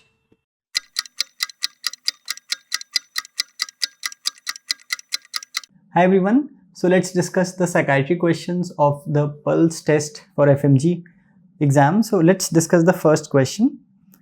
The question is, in your OPD, a young male patient with paternal family history of bipolar disorder has presented with 3 episodes of mania. Now, considering the most effective treatment, which of the following mood stabilizers can be prescribed to him? The options are A, valproate, B, lamotrigine, C, olanzapine, or is it D, lithium? Now here, if I ask you what is the diagnosis, see, the patient has had 3 episodes of mania, so it's a case of bipolar 1 disorder. It's a case of bipolar 1 disorder. Now, when we talk about how to manage a patient with acute mania, we know that we have 3 first-line drugs. One is the antipsychotics, lithium, and valproate. We know lithium and valproate, these are mood stabilizers. So these are all the 3 first-line drugs which we can use. Now, usually any of these drugs, depending on the situation, we can use. Now, if the examiner asks which of the following is the drug of choice, then you may go with antipsychotic. But remember, all these 3 are the first-line drugs for managing acute mania. Now, when we talk about the mood stabilizer, remember lithium is the prototypical mood stabilizer, but the onset of action takes 1 to 3 weeks. So, it takes time for the onset of action. While when we talk about valproate, it has a rapid onset of action and also there is better tolerability. That is why for managing acute mania in mood stabilizer, valproate has surpassed lithium for managing acute mania because it has a rapid onset of action. Now also remember some important correlates of lithium responsiveness. So if these factors are present, that may suggest that patient may respond well with lithium. So what are these lithium responsiveness correlates? First is if the patient has euphoric or elated mania. Now we know in mania the mood is elevated, the mood may be happy, but we also know that sometimes the patient's mood may be irritable. So for euphoric or elated mania, we see that lithium has good response. While in case of, remember, dysphoric mania is when the patient has irritable mood, there we see that valproate respond better. Also remember, in the absence of rapid cycling, we know rapid cycling is when a patient has 4 or more episodes of depression, hypomania, mania in 1 year. So in the absence of rapid cycling, remember there is correlates of lithium responsiveness, while we know that valproate responds well to rapid cycling. So in fact, this is a PYQ that had asked this, that a patient with rapid cycling, which of the following drugs can be used? So remember there valproate may be used. Also remember thirdly, absence of any comorbidity. So if there are any comorbidities, let us say such as substance use disorder, there also we say in the absence of comorbidities, lithium responsiveness is good, while valproate responds well in such comorbidities. Also remember, 3 or fewer episodes if a patient has, there we see that lithium responsiveness is good. So like in this case, also remember if there is the MDI sequence, that is if a patient has mania episode first followed by depression and then there is an interval, in such sequence also we see that there is good lithium responsiveness. Also if there is a family history of bipolar illness, like in this case it has been mentioned, and also especially if you see that there is a lithium response in the family history, there also it has good responsiveness. So again, as we talked about all these points, now I'm sure you can say that here the answer is option D, that is lithium. Let's discuss the next question. Again, lithium is a very important drug. So many times questions have been asked. So this question is, lithium usage in pregnancy can lead to which of the following teratogenic effects? The options are A, cardiac defects, B, facial defects, C, CNS defect, or is it D, urogenital defects? Now again, when we talk about the management of patient in acute mania in pregnancy, again remember antipsychotics there also becomes the drug of choice, and as they are relatively safest drug out of these three. Now coming to lithium, remember lithium has teratogenic effect, and what is the teratogenic effect? It can cause Abstein anomaly, which is a tricuspid valve defect. Although the risk is low, 1:1000. So remember, if a patient, she is pregnant and she is on lithium, ultrasound, fetal echocardiogram are done repeatedly so that we can see if there is any teratogenic effect or not. Also remember, because there is maternal lithium toxicity at the end of pregnancy because of decrease of lithium clearance, so lithium usually is decreased or stopped before pregnancy. Again, it can be restarted after the birth, after 12 hours. So adequate hydration becomes very, very important. While when we talk about valproate, we know that valproate also has a teratogenic effect, neural tube defect, and the risk is 1 to 4% prevalence is there. And remember, one usually should avoid giving valproate in pregnancy. If the patient is to be given valproate, remember folate supplementation should be given at least 1 month before conception. And also valproate can also cause cognitive developmental defect, low IQs. It can impact on these areas as well. So usually if possible, we'll avoid valproate in pregnancy. So again, coming to this question, we know that one of the important teratogenic effect of lithium is it can cause cardiac defects. Let's discuss the next question. What is the likely diagnosis for a 39-year-old man who frequently washes his hand 15 to 20 times a day, leading to negative impact on his work performance? He attributes this behavior to persistent thoughts that his hands are contaminated with dirt. The options are bipolar disorder, B, obsessive compulsive disorder, C, schizophrenia, or is it D, mania? I'm sure all of us must have marked this correct. Remember, it is obsessive compulsive disorder, that is OCD. In fact, remember, in both ICD-11 and DSM-5 now, OCD is put under the category of obsessive compulsive and related disorder. As the name suggests, in OCD there is recurrent obsessions and compulsions. We know what are the characteristics of obsession. Remember it with the mnemonic ROSI. So what is R? Patient has recurrent and intrusive thoughts, images, or impulses. So patient may say, like in this case, that patient is having such recurrent repetitive thoughts and these are not pleasurable. What are impulses? Impulses are urges. O is own. So patient acknowledge that these are his own thoughts and they're not imposed by others. For example, like in thought insertion, the patient says that somebody is putting these thoughts inside me. But here the patient acknowledges that these are his own thoughts. S, very important, is patient recognizes them to be senseless and patient recognize them irrational, and remember, it's different from delusion. In delusion, the patient does not say that these are senseless thoughts. Here the patient says that yes, I know these are senseless, irrational thoughts, and I is irresistible. Patient tries to suppress them but he is not able to. So any obsession, you will see all of these obsession will have these similar characteristics. Now what are compulsion? As the name suggests, repetitive behavior. So for example, washing, checking, and remember this can also be repetitive mental act. For example, the person is doing something in his mind, like he's counting something. So remember, compulsion is not necessarily always seen in behavior. Sometimes you'll see that there is no behavior showing compulsion, but when you talk to the patient may have repetitive mental acts.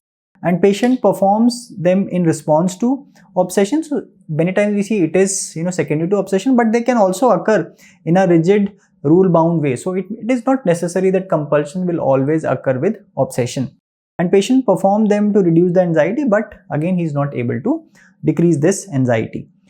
Now let's talk about the most common. This table is very important. So many times questions directly indirectly have been asked. So let's talk about the obsession. Remember, the most common obsession, like in this case, is obsession of contamination. Like in this case, patient is having repetitive thoughts of dirt contamination. Second most common obsession is pathological doubt. Here the patient has repeated doubts. For example, patient may say that when I go out of the room, I have repetitive doubts whether I have switched off the light or not. Remember, it will also having the characteristic of rosy. So patient says that these are recurrent. O is patient recognizes these are his own thoughts. Then S is senseless. Patient says, sir, I know, I remember I have switched off the light. So he knows that these are senseless and he is not able to stop them. These are irresistible. Then somatic, sometimes patient has repeated thoughts to focus on some of the involuntary processes, for example, blinking or even breathing. So this is third. Next is need for symmetry. Patient has repetitive thoughts that everything should be in symmetry. My book should be arranged symmetrically, my almirah should be arranged symmetrically, and if it is not, then there is anxiety. Then next is aggressive. Patient says that I am having repeated thoughts. Let us say, for example, to slap someone standing in front of me. Now patient says, sir, I know, these are my own thoughts and they are irrational. I don't want to do this, but these are occurring again and again. Then sometimes patient may have sexual obsession, wherein the patient may have certain sexual thoughts. For example, patient may say, I am having repeated thoughts to touch the opposite gender inappropriately. Again, patient recognizes that these are senseless thoughts. Multiple means a person may have even a combination of these. Now coming to compulsions, remember C for compulsion, C for checking. So most common compulsion is checking. So a patient having pathological doubt, they may also now indulge in compulsive behavior, that is checking. So patient may go repeatedly in the room and check the switch, or a housewife coming out of the kitchen may have repeated thoughts whether I have turned off the gas knob or not, and she keeps on checking it multiple times. Second most common, remember, is washing. So patient having obsession of contamination may also now start repeatedly having washing or cleaning compulsion. Counting is the person is doing things in counts, for example counting again and again or doing things in counts. Need to ask or confess, sometimes patient has this compulsion to ask or the need to confess. Symmetry and precision, so a patient having need for symmetry now may also indulge in arranging everything symmetrically. Multiple is a patient may have a combination of these compulsion. So we know most common obsession is contamination, most common compulsion is checking. Also remember, if they ask you what is the most common pattern, what is the most common pattern of OCD, then remember it is obsession of contamination and washing.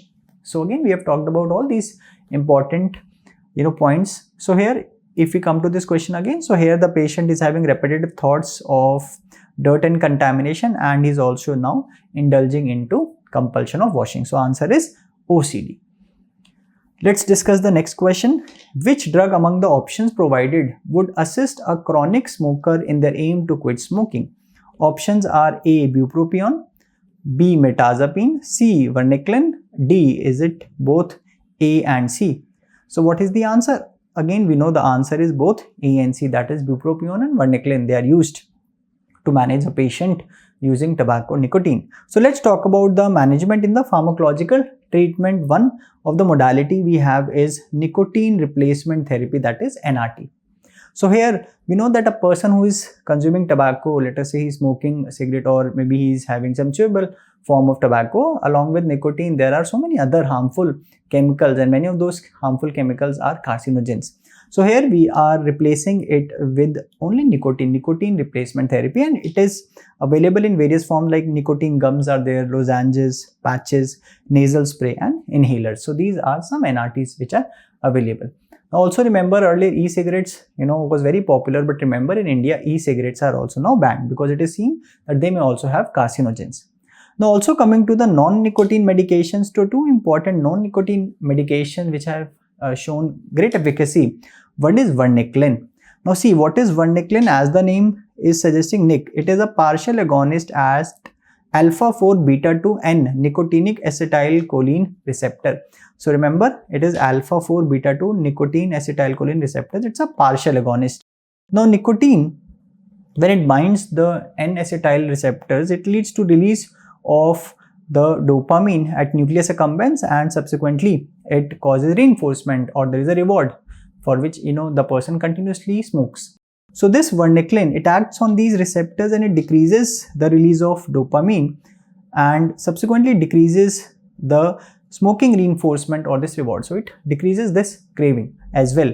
Now remember that common adverse effects of varenicline include nausea, insomnia, headache. Also some serious adverse effects which you can remember. One is neuropsychiatric adverse effects such as depression, suicidal ideation. But remember, the recent researches have found that they may not worsen these neuropsychiatric adverse effects, but still this black box warning is attached. Also remember, cardiovascular events can occur, especially in patients who have cardiovascular disease. Now also one more important non-nicotine medication is bupropion. What is bupropion? We know it is an antidepressant, and in fact it is a NDRI, that is norepinephrine dopamine reuptake inhibitor, and some common adverse effects include insomnia, nausea. Important that to remember that bupropion is contraindicated. One is in seizure disorder. Now we know that bupropion, one of the important side effects, adverse effect is seizures, especially at higher doses. So one is in seizure disorder, we will not give. Also remember a psychiatric condition in which bupropion is not given, and what is that? Current or past history of bulimia or anorexia nervosa. Now we know in bulimia nervosa, the person has repetitive purging behavior like self-induced vomiting.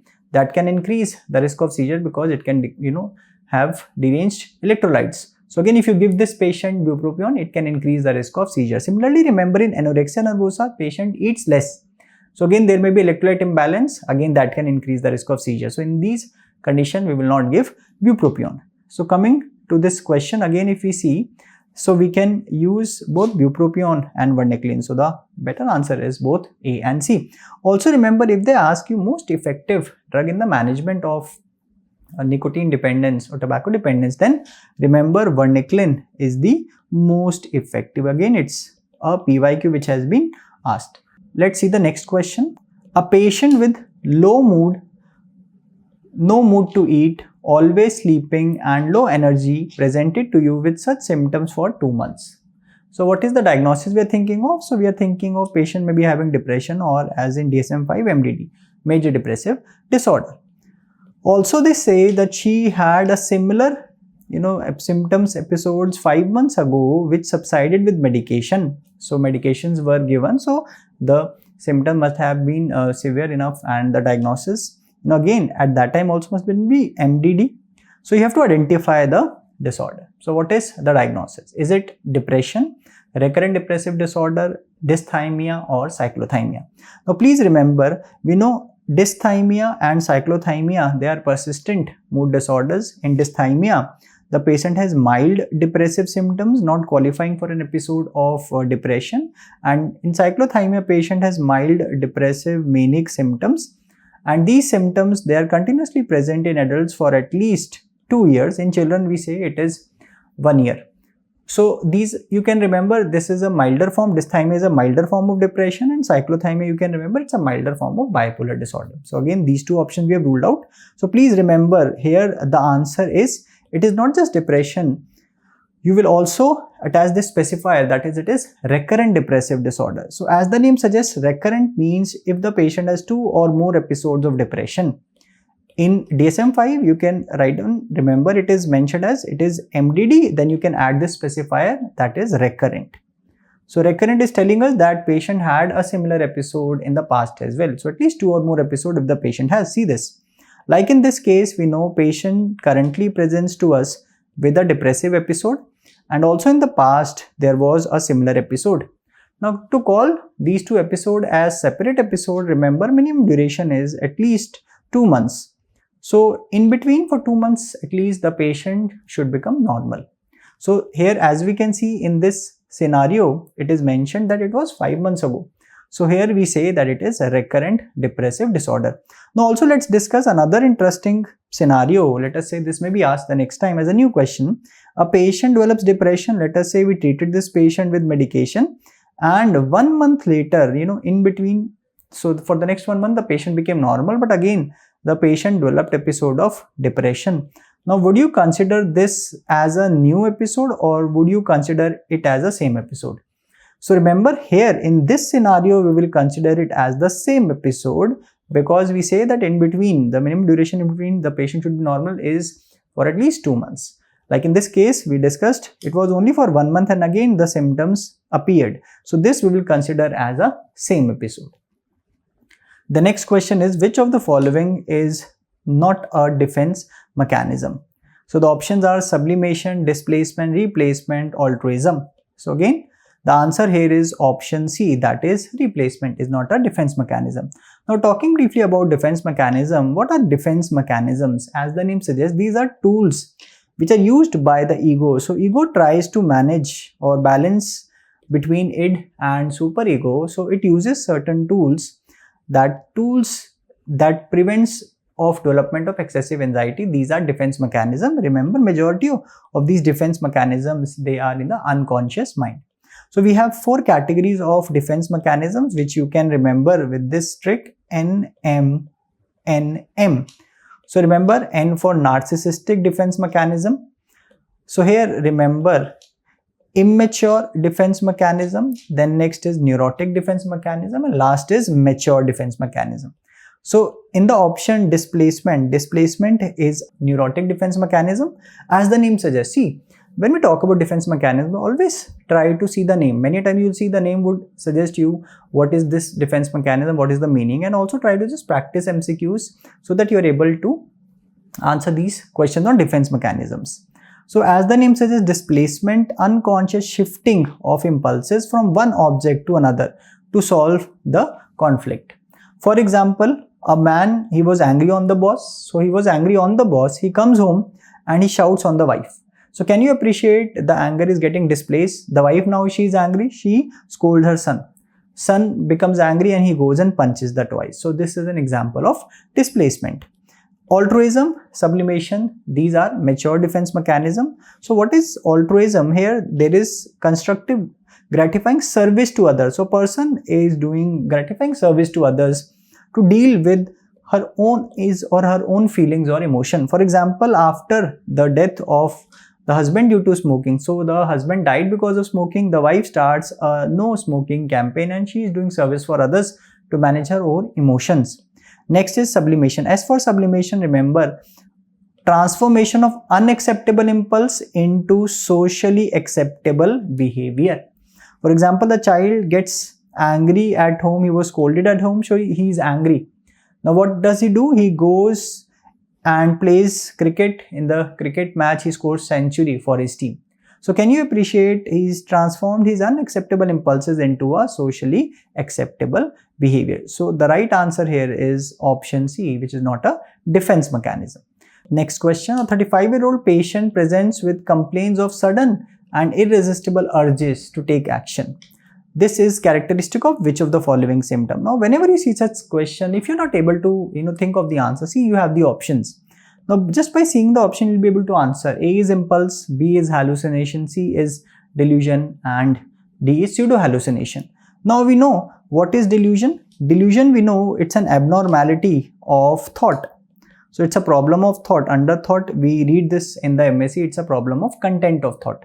So delusion is a false, fixed, firm idea or belief which is held with extraordinary conviction. So it's a false, fixed idea which is being held in the mind of the patient with extraordinary conviction. That means, any evidence you try to give the patient that what you're thinking is wrong, he's not ready to change his thought. So this is delusion. For example, a patient thinks my neighbor wants to kill me. Everybody is trying to convince that that is not true, but he is not getting convinced. So this is an example of delusion of persecution. Also remember, in the last line, these are unexplained by the social, cultural, educational background of the person. Because if they're explained by the social, cultural background, then we think it more like a superstition. So this is delusion. Now delusion, we know it is a psychotic symptom. Now hallucination also, remember, we also consider it as a psychotic symptom. Hallucination, where we read it's an abnormality of perception. So what is hallucination? It is a false perception. It's a false perception without any real object. In fact, like in this movie, if you've seen, the actor, he sees and hears Mahatma Gandhi. Mahatma Gandhi is no more with us. So there is a false perception without any real object. And what are the characteristics of hallucination? These are very clear, as vivid as real. Like in this movie, he is seeing Mahatma Gandhi as if, it is real. It is very clear, like any other real object. It is occurring in the outer objective space and it is independent of the person's will. It is involuntary. The person says, I don't have any control over it. Now also remember, when we talk about pseudo hallucination, it's also an abnormality of perception. So both pseudo hallucination and hallucination, they're clear, they're involuntary, without real object. The difference is, we know hallucination, it occurs in the outer objective space, while remember pseudo hallucination, they occur in the inner subjective space. So an example is a person saying, I can see a person in the room, nobody else can see. So he's seeing it in outer space, it is hallucination. Person says, in my mind, I am able to see someone very clear, involuntary, not under my control. And so this is occurring in the inner subjective space, that is pseudo hallucination. So here if we see, it is not hallucination, it is not delusion, it is not pseudo hallucination. The answer is impulse. Impulse is a sudden and irresistible urge to take action. Let's see this next question. A 65-year-old patient presents with a unique psychological phenomena in which they believe that a close family member has been replaced by an imposter with an uncanny resemblance. This commonly seen in which type of dementia? Options are Alzheimer's disease, Lewy body dementia, vascular dementia, frontotemporal dementia. Now, first of all, identify what is this phenomena. So there is a false fixed belief that a close family member has been replaced by an imposter with an uncanny resemblance. So which delusion we are talking about? Remember, it is Capgras syndrome. So Capgras syndrome we read in the delusional misidentification syndrome, and we remember this trick. Capgras syndrome means close person replaced by a stranger, like in this case. And we've also discussed that in Capgras syndrome, the person is seen to be fighting, arguing with C for Capgras, C for close person. Like in this case, the person, would be arguing with this family member that you're looking like my family member, but you're someone else. But we know there is no someone else, it is actually the family member only. So it is Capgras syndrome. So what is the right answer? So let's discuss a very important topic in dementia we read, that is Lewy body disease or dementia with Lewy body. Let's discuss the core features and supportive features so that we can answer this question. So let's remember one trick. Suppose there is a person, Mr. Louis, and he goes for an interview, and interviewer asks Mr. Louis, show your CV, Mr.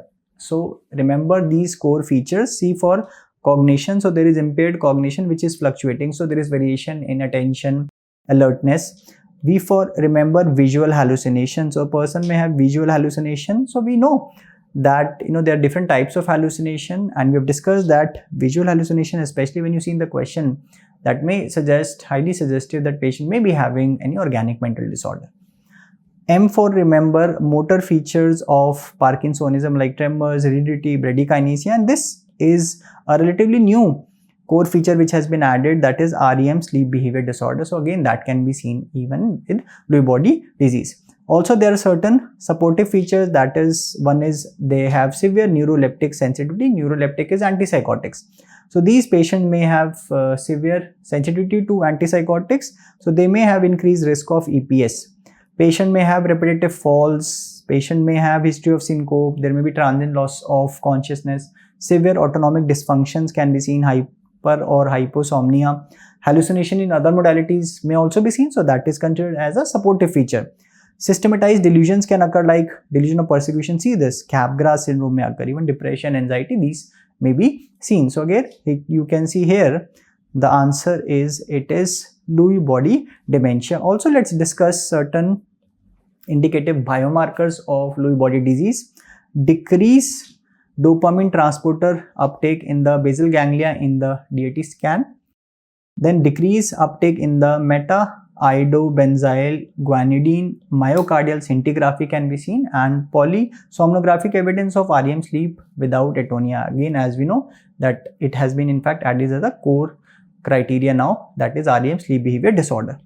Also, when we do a SPECT or the PET perfusion scan, generalized low uptake with decrease in the occipital activity in the FDG PET scan, remember posterior cingulate island sign, so relative sparing of the cingulate area, that is the posterior cingulate island sign, that can be seen. Also in the pathology, remember it's a PYQ, has been asked. As the name suggests, Lewy bodies can be seen, and these basically these are spherical intracytoplasmic eosinophilic inclusion bodies which are fibrillar deposits of alpha synuclein. As you can see here, there is a pink center surrounded by a halo. So these are Lewy bodies. Remember, Lewy bodies can also be seen in another important cause of dementia, Parkinson disease. There also it can be seen.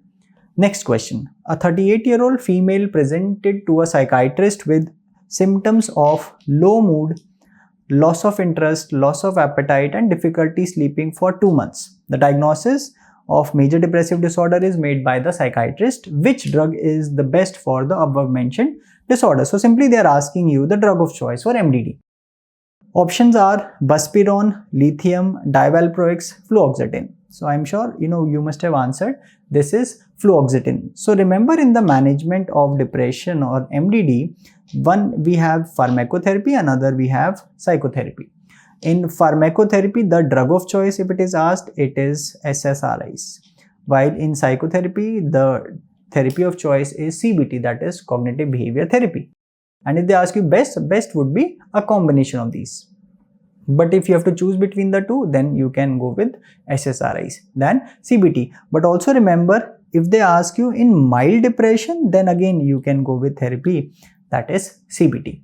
Now coming to the SSRIs, so what are SSRIs? Selective serotonin reuptake inhibitors. So please remember these names as well. Many times, like in this case, they will give you the names in the options. So sertraline, there is fluoxetine, which was given in the option, paroxetine, citalopram, escitalopram, fluvoxamine, vilazodone. Vilazodone, in fact, remember it is a SPARI drug. That is, it is serotonin partial agonist and reuptake inhibitor. So it also has partial agonist property.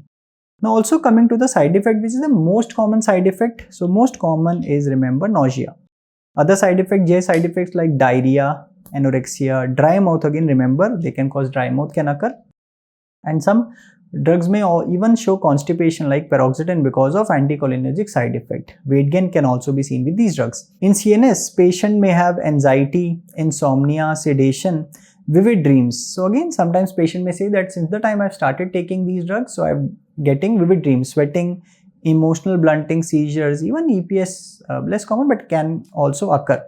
Now, sexual dysfunctions may also occur. In fact, remember, they're the most common side effect with long-term treatment like decreased libido, delayed ejaculation. Sometimes we use this side effect in patients with premature ejaculation. Even inhibited orgasm can occur. Also remember that this is sexual dysfunction is the most frequent side effect associated cause of premature medication discontinuation. So it is one of the causes for which the patient may stop taking the treatment prematurely. Certain other side effects can also occur like hematological side effects like functional impairment of platelet aggregation. So there is a risk of GI bleeding with NSAIDs. So one should also take the proton pump inhibitors when you are giving SSRIs with NSAIDs. Certain miscellaneous side effects like hyponatremia can occur, especially in elderly. Allergic rashes and even hyperprolactinemia may also occur.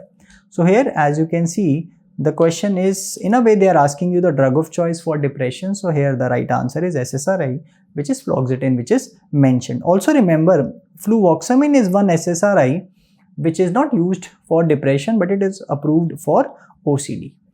So these were the questions which were asked in the Pulse test. I hope you're able to answer most of these questions. So wishing you all the very best for the exam. Thank you and may God bless you all.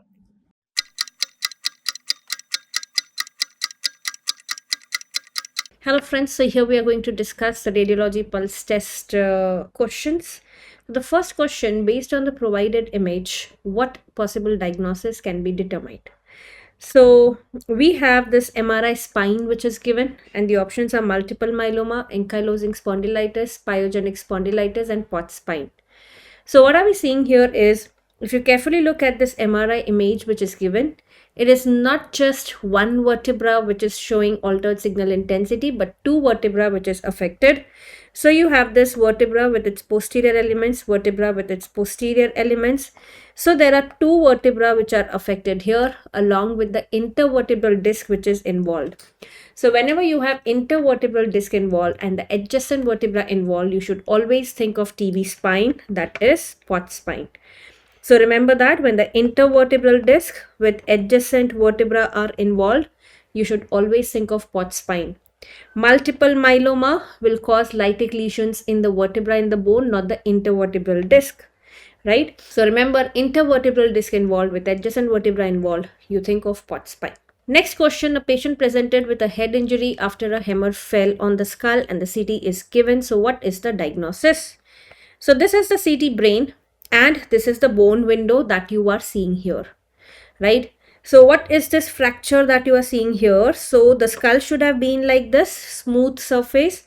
But here you are seeing that the fracture, the bone has gone inside. It is a depressed skull fracture that we are seeing here. So the answer is going to be depressed skull fracture. You are seeing the adjacent soft tissue swelling outside the skull, right? This is not an epidural hematoma. Concussion or subarachnoid hemorrhage you would see in the brain window, where you can see the brain parenchyma very well. This is a bone window, so those options are straight away ruled out based on the image itself. So this is a depressed skull fracture. Next one, a patient who has been treated for TB in the past now presents with hemoptysis. What is the diagnosis? So in this image we are seeing some cavity, and inside some cavity we are seeing this white thing. And the history of TB tells us that there's a pre-existing cavity. Inside it, there is something white which has come in. So the sign that you see here is, this is a cavity, this is a fungal ball, and look at the remaining air which is there, which appears like a crescent. So air crescent sign, also called as monod sign, moon-like, crescent-like, air crescent. This is seen in aspergilloma, which is the fungal ball. Right, the fungal ball comes and sits in the pre-existing cavity, like in this patient of TB. Now, what helps me to prove that this is aspergilloma only and nothing else is? So, in CT scan, if I will do a prone CT for this patient, first you do a supine CT. So, you will see the aspergilloma, the fungal ball in the dependent part posteriorly. Then you do the prone CT. The fungal ball will go in the dependent part anteriorly. So, remember, it is mobile. Right, so the fungal ball is mobile. The mobility proves that this is a fungal ball, right? So we have seen this in our rapid revision videos as well. This is the air crescent sign. This is the air crescent sign seen in aspergilloma, right? So this is going to be aspergilloma. Next one, a 40-year-old female patient presents with complaints of abdominal pain. Further investigations, there is elevated PTH level, there is renal calculi, so hyperparathyroidism has been given already here, elevated parathyroid hormone levels. So remember, the best for hyperparathyroid is SISTA-MIB scan, right? For parathyroid, we have this SISTA-MIB scan which is done. This is not a thyroid pathology. DEXA scan is for bone mineral density, and radioactive iodine uptake test, even that is for thyroid. So this is going to be SISTA-MIB scan, which is done for parathyroid. So the answer is going to be SISTA-MIB scan. Remember, in hyperparathyroidism, the patient has complaints of groans, moans, stones, and bones. So there is bone pain, there are renal stones, hypercalcemia renal stones, moans, there are abdominal pain like this patient has, and groans, there are psychiatric features as well. So this is going to be SISTA-MIB scan. That's the answer here. Next one, from the provided MRI, identify the medical condition observed in the lower back of this newborn. So is it meningomyelocele, myelomeningocele, spina bifida occulta, or bone cyst? So this one here which we are seeing here is, this is a continuation here and some outgrowth that we are seeing here, and it has the white thing, which is the CSF. In that CSF, we are not seeing any gray nerve roots or anything, or the part of the spinal cord or the nerve roots going. So this is just CSF. Remember, CSF wala is only meninges wala, which is meningocele. So this is coming anteriorly. This is an anterior meningocele. Versus mylomeningocele will have, you can see this nerve roots going along with this T2 hyperintense CSF. So that is mylomeningocele. While in just meningocele, which just contains the CSF, it is T2 uniform white and T1 uniform dark because it just contains the CSF, while mylomeningocele will contain the CSF along with the nerve roots or the spinal cord. So this is going to be meningocele. Next one, identify the radiological image condition from the image here. This is Paget's disease, because what you are seeing here is the cotton wool skull. Cotton wool skull is seen in Paget's disease. Remember, Paget's disease has both lytic, blastic and mixed phase. It's a bone disease seen in the elderly people. The general clinical history that you have is there's bone pain, but hallmark of Paget's is also cortical thickening. So in the skull, it causes the cranial nerves, the foramen get cortical thickening. So the foramen gets narrow, so the nerve gets compressed. So it can lead to SNHL. Plus it can have heart failure because there are abnormal fistula in the bone. Fistula leads to hyperdynamic circulation and heart failure. So there's going to be heart failure with SNHL, and we have seen in our rapid revision videos the various signs in Paget's. First one here, osteoporosis circumscripta in the skull. Then you have cotton wool appearance of the skull, lytic lesion in the long bone like the blade of grass or the candle flame sign. Vertebra, Paget's P4P shows the picture frame vertebra because of cortical thickening. Plus it can show completely white vertebra, that is the ivory vertebra. So those are the various signs that we see in Paget's. This is the cotton wool skull seen in Paget's, right? So that was about the radiologic questions. I hope you've got them all right. And this discussion helps you understand why this is a particular answer to a particular question. Thank you so much.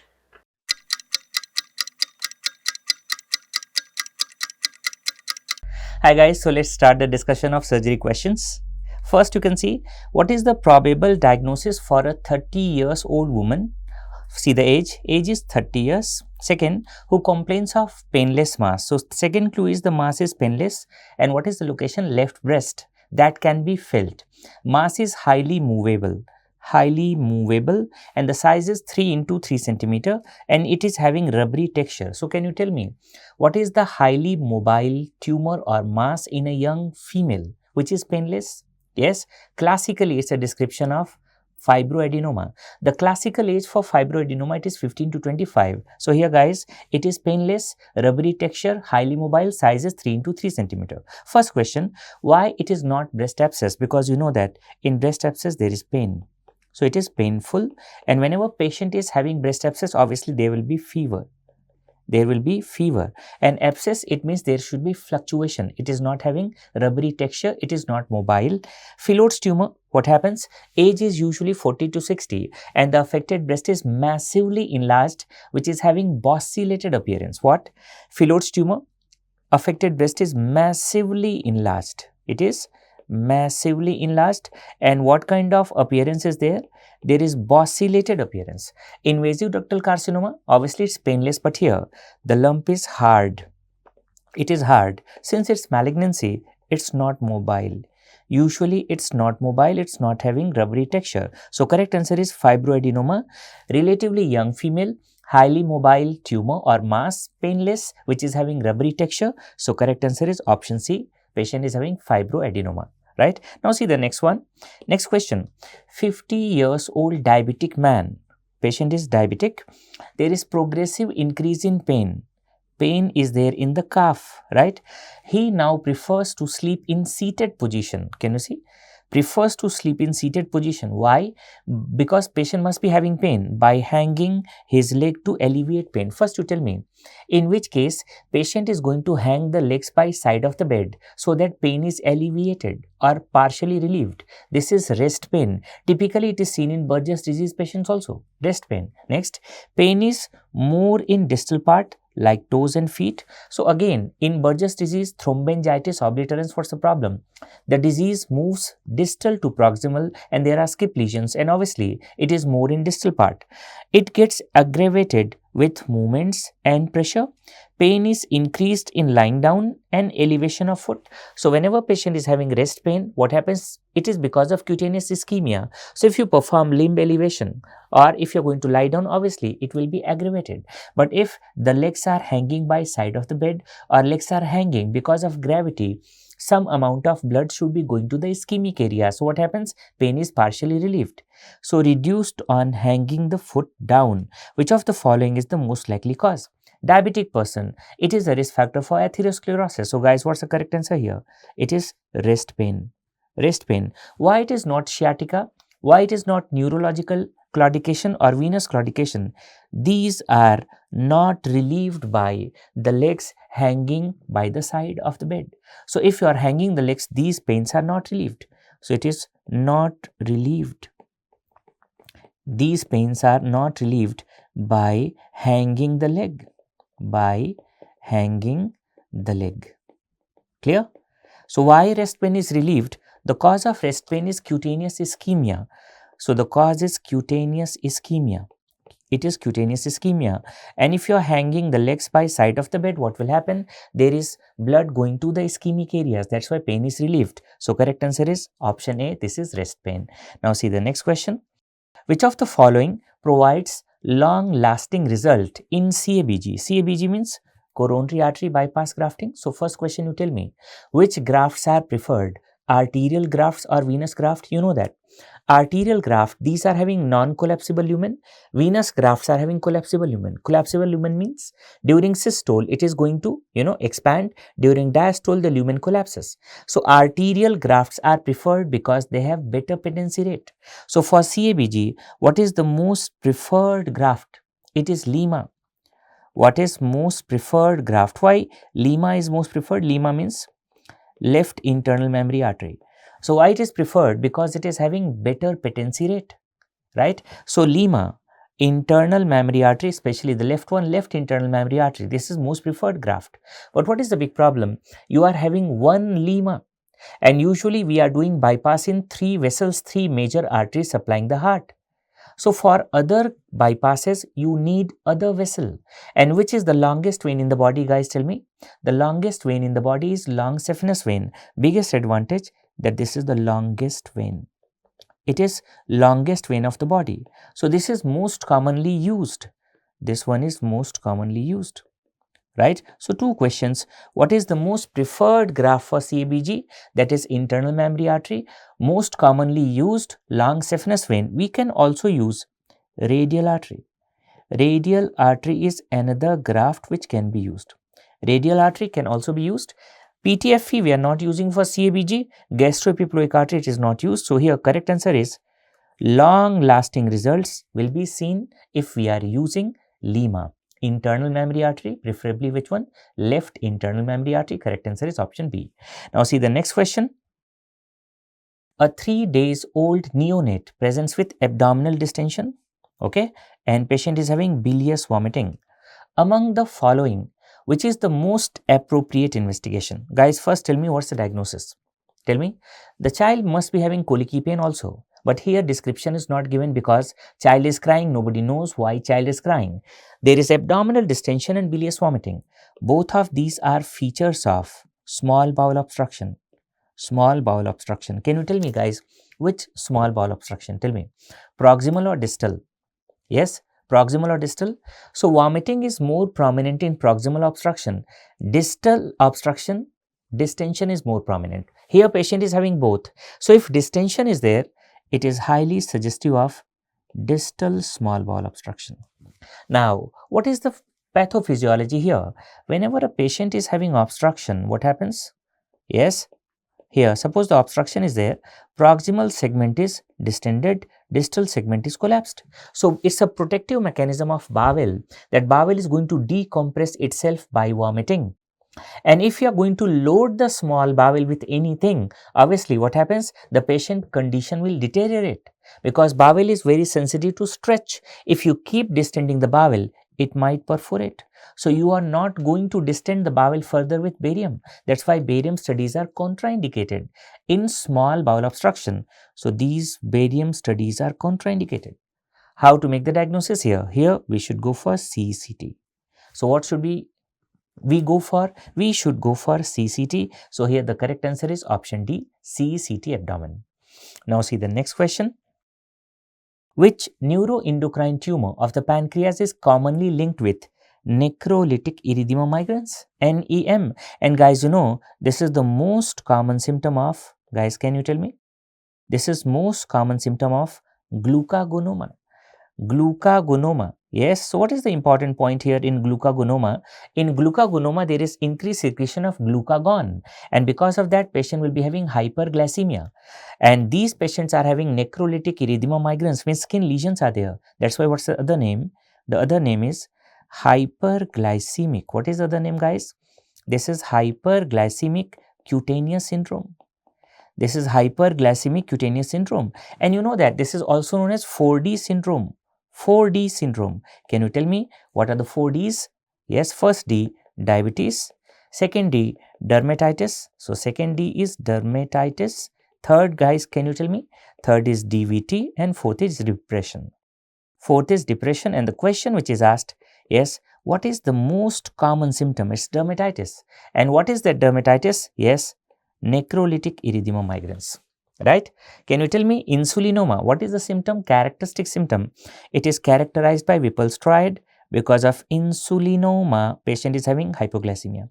Increased insulin, hypoglycemia, glucagonoma, necrolytic erythema migrans. In somatostatinoma, you know that somatostatin is universal switch off. It is going to decrease the secretions of what?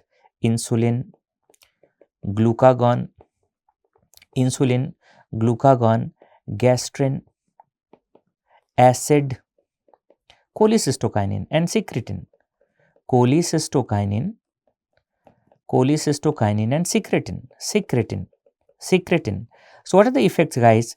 It is going to decrease the secretion of digestive enzymes also.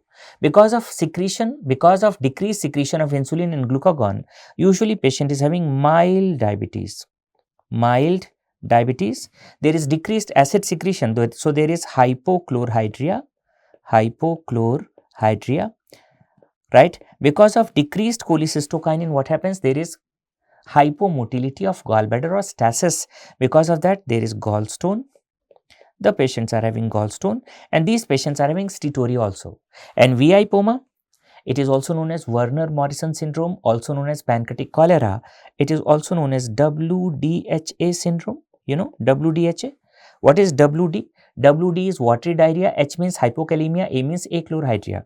So, watery diarrhea, hypokalemia, achlorhydria. Clear? So, these are important points. Here, correct answer is option B. Now, see the next question. Identify the operative procedure shown in the image. What we are doing here, can you see? Yes, here, these are the two loops of bowel and we are performing anastomosis. So, initially we are going to perform the resection, and then can you see, guys, I am performing the anastomosis. So, this is resection anastomosis.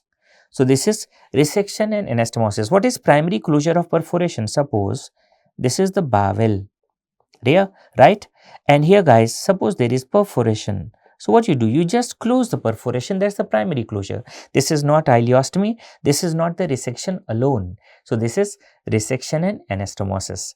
Correct answer is option B. See this question.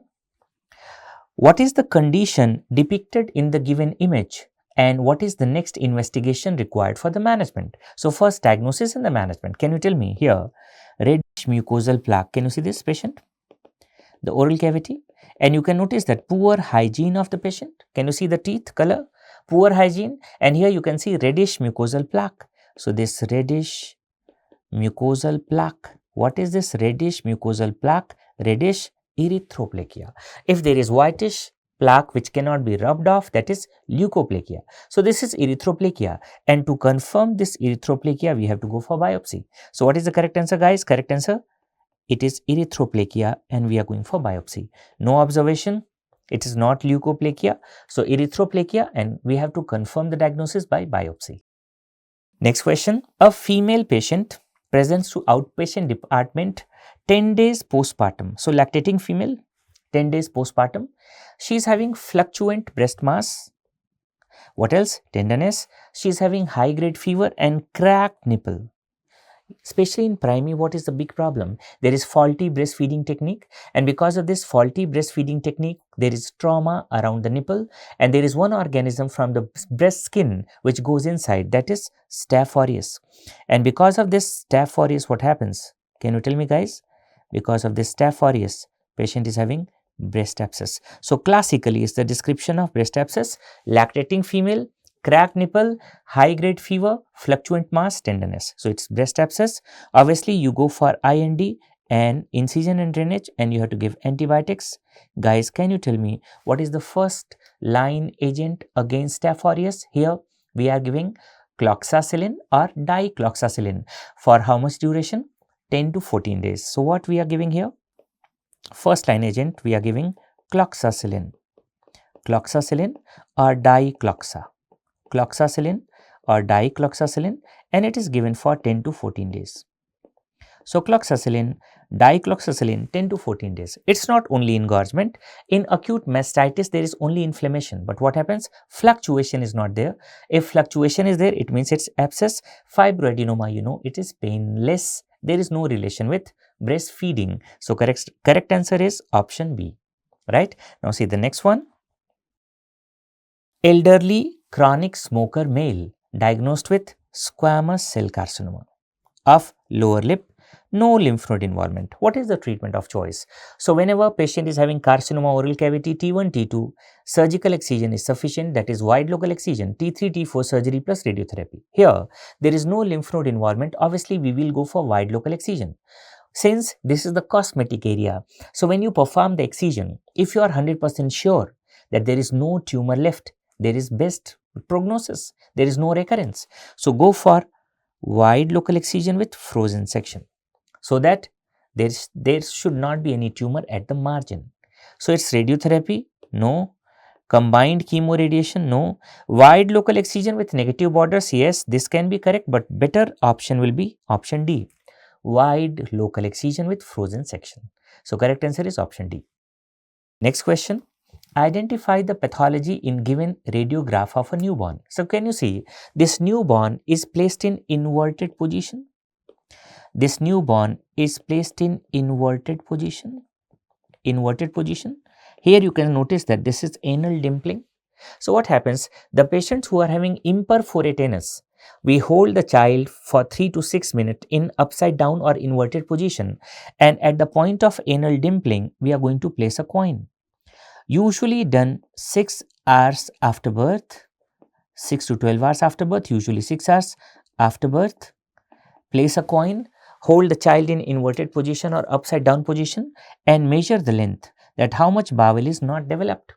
Clear? So patient is having high lesion or low lesion. This is for imperforate anus. So this is invertogram. Name of investigation? Invertogram, usually performed 6 to 12 hours of birth in patients who are having imperforate anus, and the child is held in upside down position or inverted position for 3 to 6 minutes. So it is not meningocele, not congenital megacolon, pyloric stenosis. This is imperforate anus. So correct answer is option B. See this question. Identify the investigation and the lesion depicted in the image given below. So first tell me, guys, here the dye is injected from the meatus. Since the dye is injected from the meatus, and you can see the dye is going to travel and it reaches bladder. When little amount of dye is there in the bladder, can you see? There is little amount of dye in the bladder. You can notice that there is only little amount of dye in the bladder. Second thing, you can notice that there is stricture here. So which part of urethra is this? This is penile urethra. So penile urethra is having stricture. This is the meatus, and you can see only little amount of dye in the lower part of bladder. So this is RGU, retrograde cystourethrogram. And where is the stricture? The stricture is at the penile urethra. Suppose the whole bladder is full with dye. In this case, you are injecting the dye directly into the bladder and patient is asked to pass urine and we are taking serial x-rays. Here, the whole bladder is visualized. So, when whole bladder is visualized, it is MCU, that is micturating cystourethrogram. So, what is this investigation, guys? You can see. What is this investigation? So, this is RGU, and where is the stricture? You can notice in penile urethra. So, you can see the question. It is RGU, retrograde cystourethrogram, and membranous urethral stricture. No, membranous urethra is here. You can see here. This is the location of membranous urethra. So, this is retrograde cystourethrogram with penile urethral stricture. This is correct. This is not MCU. So, correct answer is option B. Now, see the next question. Which of the following is the best investigation to establish the diagnosis of GERD? What happens in GERD, you know? Yes, the acidic content of stomach goes into esophagus. The acidic content goes into esophagus. So, we have to do the monitoring in the esophagus. So, we insert a pH probe and we go for 24 hours ambulatory pH monitoring.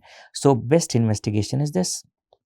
So, for GERD, this is the best investigation, 24 hours ambulatory pH monitoring, and we calculate one score. What is the name of this score? The score is Demister score. The name of this score?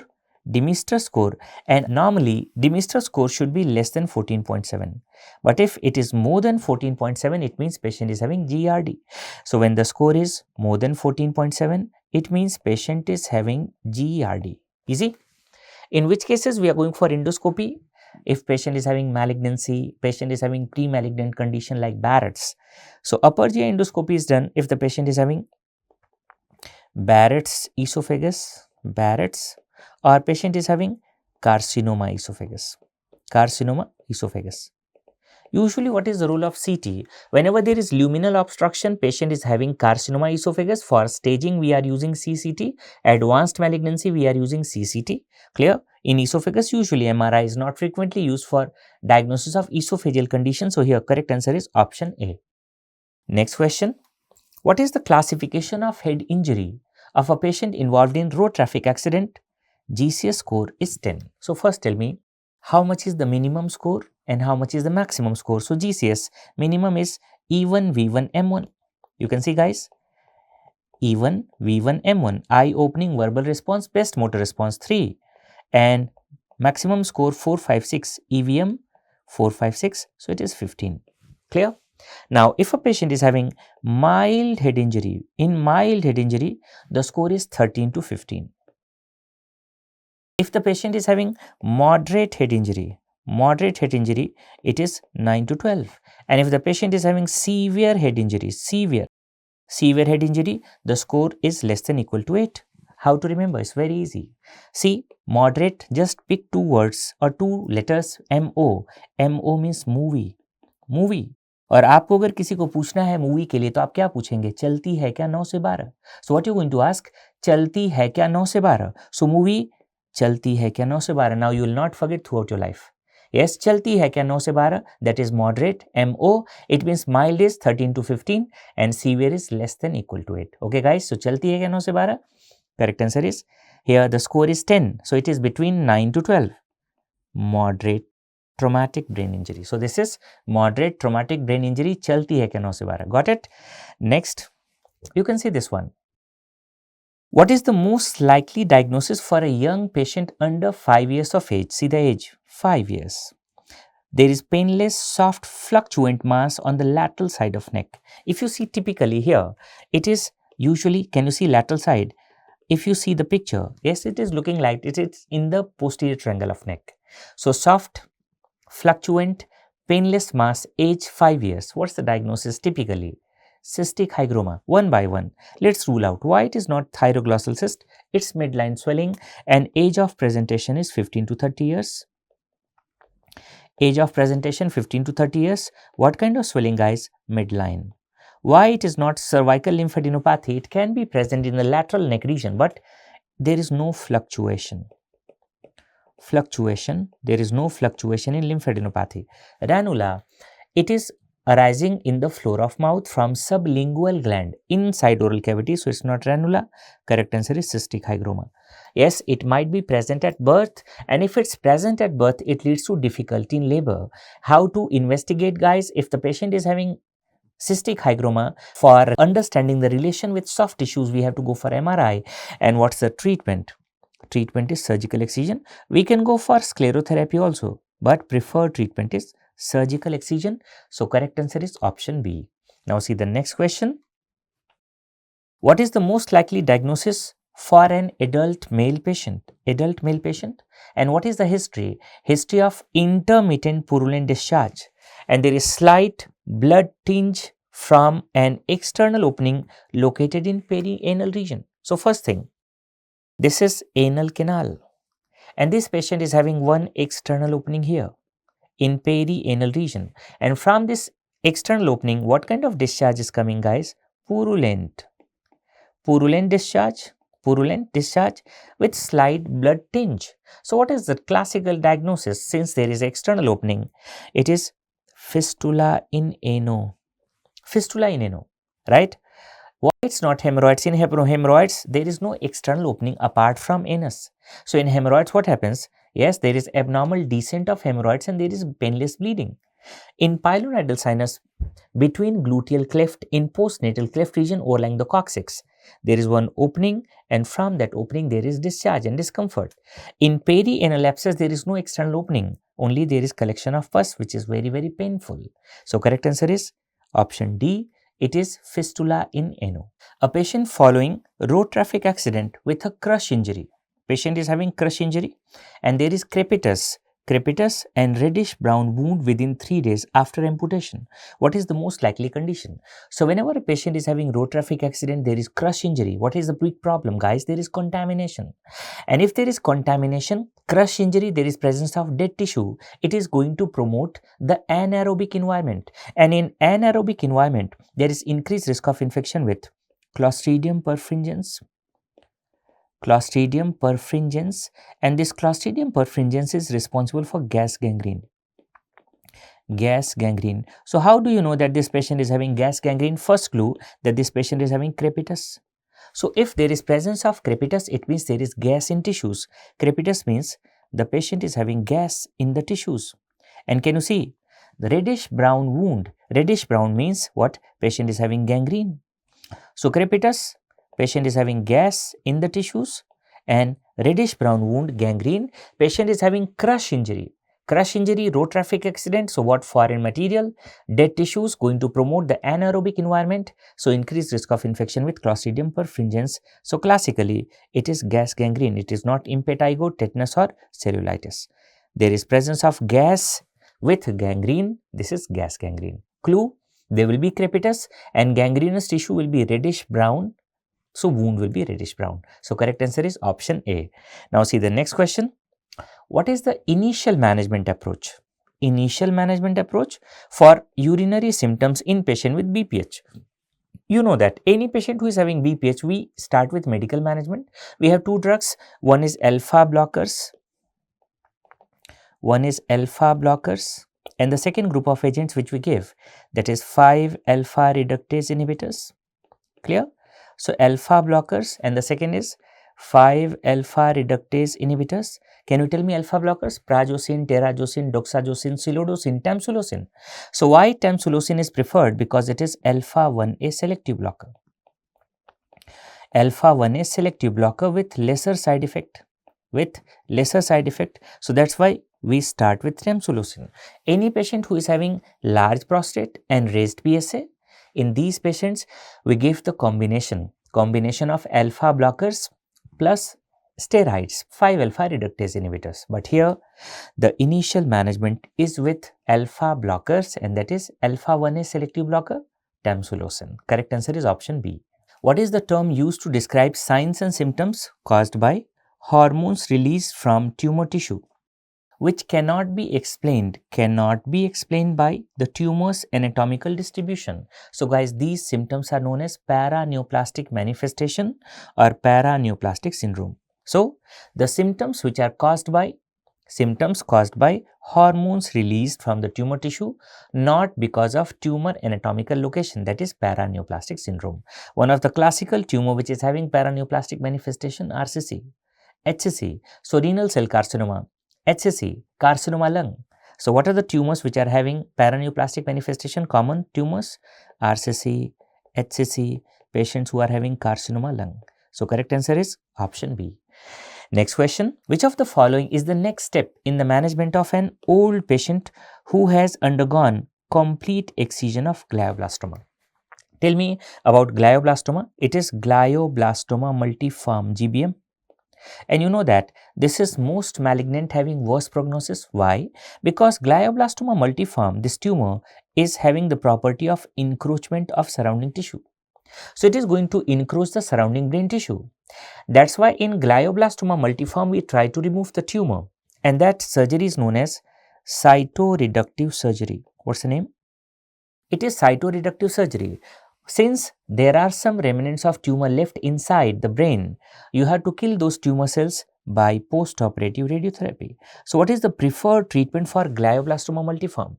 This is most malignant, having worse prognosis. We go for cytoreductive surgery followed by radiotherapy. So it is not chemotherapy with bevacizumab, no further treatment, chemoradiation, no, we are going for radiotherapy. So it is cytoreductive surgery followed by radiotherapy, and there are classical appearances on MRI. What are those appearances, guys? It is also known as butterfly tumor. Why? Because it crosses midline, and there is typical appearance. There is central necrosis with ring-like enhancement like this. So there is central necrosis. These tumors are having central necrosis with ring-like enhancement. Okay, ring-like enhancement. Central necrosis with ring-like enhancement. Other question which is asked, that most common type of astrocytoma. It is most common type of astrocytoma. And you know it is high grade according to WHO classification. This is grade 4. Most malignant, having worse prognosis. Correct answer is option D. Which of the following condition is depicted in the given CT image? First see the CT carefully. In this image you can see typically there is cerebriform appearance, just like brain. Can you see? Typical cerebriform appearance. And can you notice these arrows? If you see the arrows, these two. So you can see these two arrows. These two arrows are showing heterogeneous lipomatous mass lesion arising from adrenal. So guys, the tumor is in the adrenal. So what is the problem here? Can you see? This is adrenal having typical cerebriform appearance, right? So what is the correct answer? This patient is having congenital adrenal hyperplasia. What's the characteristic feature? There is typical cerebriform appearance. You can see here. Typical cerebriform appearance, and you saw the arrows. These are bilateral heterogeneous lipomatous masses arising from adrenal. So what? Bilateral, you can see the arrows, heterogeneous lipomatous masses. Lipomatous masses arising from adrenal. So this patient is having congenital adrenal hyperplasia. This is not cirrhosis, HCC or hepatitis. This is congenital adrenal hyperplasia. So correct answer is option C. Now see the next question. Very, very easy. Almost asked every year in each and every exam. 32 years old patient with road traffic accident was brought to emergency room. On examination, GCS, it's 8. Can you see? GCS is 8. So patient is having severe head injury. This patient is having severe head injury, right? CT scan is given below. Which of the following is preferred treatment? Now, can you see the CT? On the CT, there are two findings. First, you can notice that this patient is having what? Patient is having biconvex lens-shaped hyperdense lesion with evidence of intracranial bleed. You can see. Apart from that, there is evidence of intracranial bleed. Clear? Contusions are there. So here you have to decompress it. And if patient is having EDH or SDH, in that case, what is the preferred method for decompression? If a small hematoma is there, we go for burr hole. And if a large hematoma is there, we are going to open the skull. So we go for craniotomy. So this patient is having extradural hematoma. And how you are going to drain it?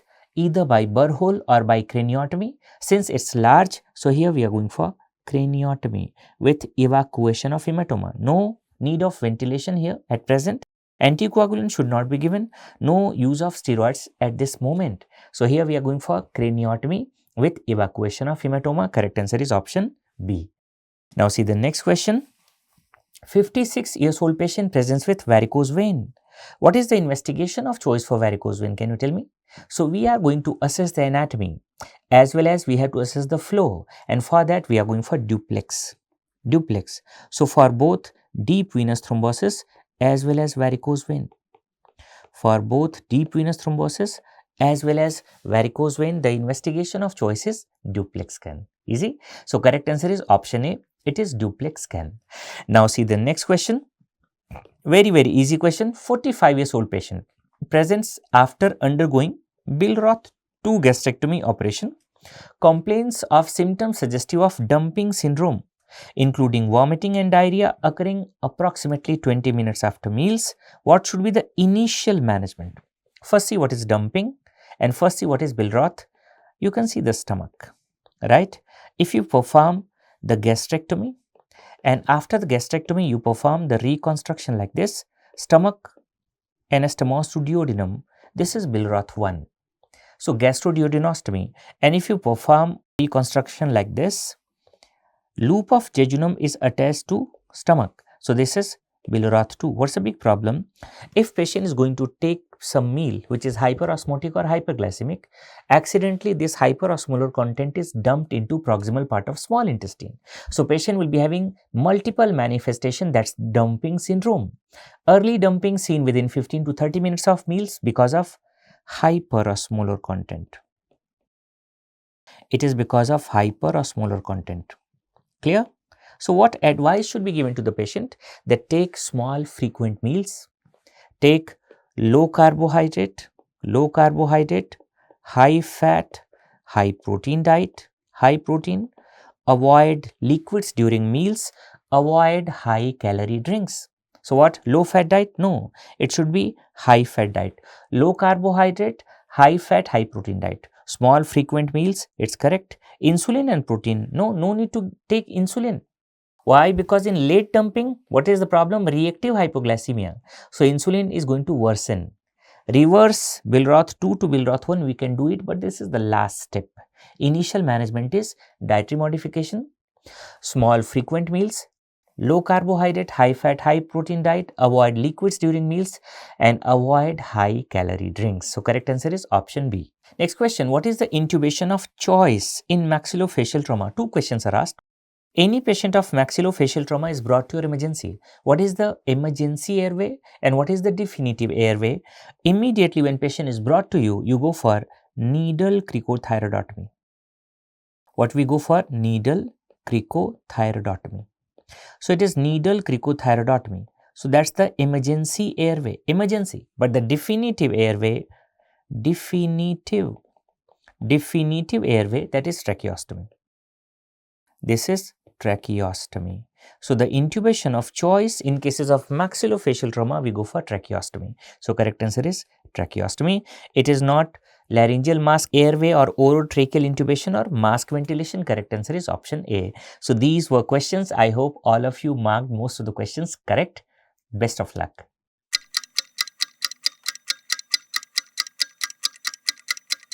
So guys, we'll discuss the answers of those questions. The first question, which of the following instrument is shown in the given image below? The image is given of which instrument over here? This is a Veress needle. This is a Veress needle, right? And guys, you know, Veress needle is used for what? Veress needle is used to create pneumoperitoneum for all laparoscopic cases. To insufflate carbon dioxide in the abdomen, we use this Veress needle. It is more a kind of surgical question rather than an anesthesia related question. Okay. Next, a 45-year-old patient undergoing a pre-operative assessment for surgical procedure. Which classification of Malapatti score is assigned based on the following description? यानी कि patient is opening his mouth, you are able to see the hard palate, soft palate, uvula, tip of uvula, tonsillar pillars, but no oropharyngeal structure are obstructing the view. So basically, all things are clear. When a patient is opening mouth, all structures you are able to see clearly. That means you can easily put laryngoscopy and you can laryngoscope and you can easily intubate the patient. So if all structures are clearly seen, it is basically Mallampatti class 1 or grade 1 Mallampatti. So our patient is Mallampatti grade 1. You are seeing all the structures clearly. Okay? Class 2 means only tip of uvula is not visible. Class 3 means hard and soft palate visible. Class 4 means only hard palate visible. Okay? As and as the classes are increasing, you need to understand that it becomes a difficult airway. Class 3 and class 4 are difficult airway. Class 1 and class 2 are easy airway. Next question. A 60-year-old patient who has just experienced a cardiac arrest. Which of the following intervention is not a part of ACLS protocol? So guys, remember in ACLS protocol, if the patient has cardiac arrest, what are the things that we need to do? Obviously, you will go for CPR and all, right? With CPR, you will be using drugs as well as defibrillation. Now guys, in ACLS sequence, what are the things which are given? Yes, amiodarone you are giving. Defibrillation you are giving. Remember guys, whenever the patient is, remember the most common cause of cardiac arrest is a arrhythmia, that is VT. And if it is a pulseless VT or a pulseless VF, it requires a defibrillation. So defibrillation is mandatory. If at all after defibrillation still the patient's rhythm is still not reverted back, then we can go for chemical defibrillation. That is nothing but you are going with amiodarone. Okay. You also give adrenaline to the patient every 3 to 5 minutes, irrespective of whether it is a shockable rhythm or non-shockable rhythm. Okay. It's a part of the package. Amiodarone, defibrillation as well as adrenaline. Okay. But soda bicarb is not used in cardiac arrest cases. Previously, we used to give soda bicarb assuming the patient is having acidosis. But nowadays, it has been proved that it is of no use. So soda bicarb is not given. Next, which vertebral level corresponds to Tuffier's line clinically relevant to the anatomical landmark? Guys, remember, before giving spinal anesthesia, if you are a new anesthetist, you stand behind the patient and keep your hands on the highest point of the iliac crest and thumbs like this. Okay? An imaginary line can be drawn between your thumbs that is called as Tuffier's line. That basically corresponds to which vertebral space? It corresponds to the L4, L5 vertebral space. But in some patients, it might correspond to L3, L4 also. But mostly it corresponds to which space, guys? L4 and L5. As I have already told you, Tuffier's line means what, guys? Keep both the hands on highest point of the iliac crest and thumbs like this. An imaginary line between your thumb is Tuffier's line. Okay? That is indicating the L4, L5 space. Next, which of the following drug is used for the reversal of anesthesia? So guys, remember, when we are reversing the patient from the anesthesia, we are not reversing the patient, we are not reversing the effect of IV induction agents. We are basically reversing the effect of muscle relaxant. So there is a reversal agent that is used against the muscle relaxant. What is that reversal agent called as? That is neostigmine. Okay? Acetylcholinesterase inhibitor, that is neostigmine. But guys, remember, it's just not neostigmine. There are many other reversal agents. Pyridostigmine is there, and L-cysteine is there. There are many other reversal agents which are used as reversal agents. But neostigmine is commonly used. Atropine is not used as a reversal. Glyco is not used as a reversal. Midazolam, obviously, midazolam, neither it is a muscle relaxant nor it is a reversal agent. It is basically used to sedate the patient. So it cannot be used for reversing. Okay? Remember guys, don't confuse yourself that in the reversal phase, we are using glycopyrrolate. Yes, we do use glycopyrrolate. If you are using neostigmine, remember, neostigmine will cause bradycardia. It will reverse the patient from muscle relaxant effect. At the same time, it will cause bradycardia. So with neostigmine, I will usually add glyco or atropine. Okay? But these two doesn't have any function in reversing the patient back from anesthesia. Okay, so remember guys, neostigmine is a reversal agent that we are using, not other agents. Okay, there is a newer generation of reversal agent that has commonly that now we are using, that is called as sugammadex. But again, sugammadex is commonly used as a reversal agent for if you are using vecuronium or rocuronium as muscle relaxant, you can use sugammadex. Next, which of the following IV anesthetic agent functions as an NMDA receptor antagonist? Guys, remember, IV induction agents make the patient unconscious. They are usually acting through the GABA receptors. Okay? Propofol, thiopentone, midazolam. Even though midazolam is not an IV induction agent, it is just a sedative agent. Okay? So, but you need to understand, these are all acting through GABA receptor. The only IV induction agent that acts through NMDA receptor, it is ketamine. Okay? Ketamine acts through the NMDA receptor. It's an NMDA receptor antagonist, phencyclidine derivative. Next. In the operation theater, you observe the utilization of a particular vaporizer. Vaporizer is a thing that stores a liquid inhalational agent. Which of the listed gas would you anticipate it to comprise? Guys, remember, this is the vaporizer, and by looking at the vaporizer, you need to identify the gas. Look at the color, guys. What is the color over here? The color that is given over here is yellow. Yellow color vaporizer. Yellow color means what? Yellow means Sauvignon color. Sauvignon means sevoflurane. I told you many times in the class that sevoflurane is stored in yellow color vaporizer. Sauvignon, you need to remember, Sauvignon is sweet and Sevo is also sweet. So it is sevoflurane. The answer is sevoflurane. Guys, if it was desflurane vaporizer, it would be blue in color. Desflurane would be blue in color. If it was halothane vaporizer, it would be red in color. If it was isoflurane vaporizer, then it would be what, guys? Then it would be purple in color. Right. Coming to the next question. Which method is considered the most effective for evaluating the extent of muscle relaxation? Now, guys, over here, he's basically asking you by which method you can effectively evaluate the subjective as well as quantitative extent of muscle relaxation. Guys, remember, most commonly used method, it is train of 4. Okay? Tetanic stimulation and double burst stimulation, again, these are not quantitative methods. The subjective as well as the quantitative method, the best method, it is electromyography. It is the best method. Okay, overall the best method. But again, the most commonly used is what? It is train of 4 monitoring for the extent of muscle relaxation, for evaluating the extent of muscle relaxation. Next. A known case of asthmatic bronchitis was reported to the hospital with breathlessness, palpitations, and oxygen saturation of 88%. The hospital doesn't have a ventilator. All of the following can be given to the patient except, this is a common scenario, guys, in our country. If ventilators are not there, how would you manage the patient?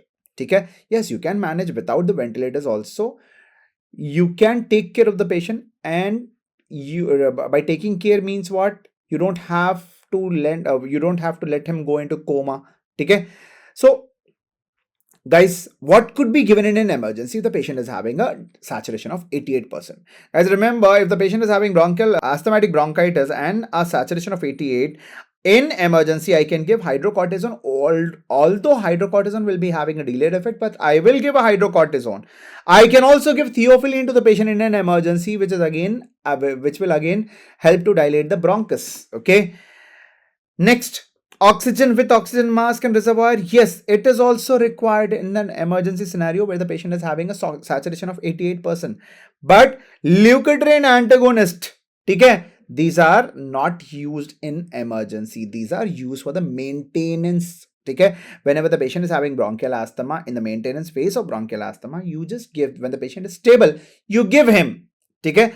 But in emergency and acute phase, it does not act. It does not relieve any bronchospasm in acute conditions. Okay. So remember, the answer over here is what is not given? Leukotriene antagonist. Okay. So these were the questions, guys. Thank you.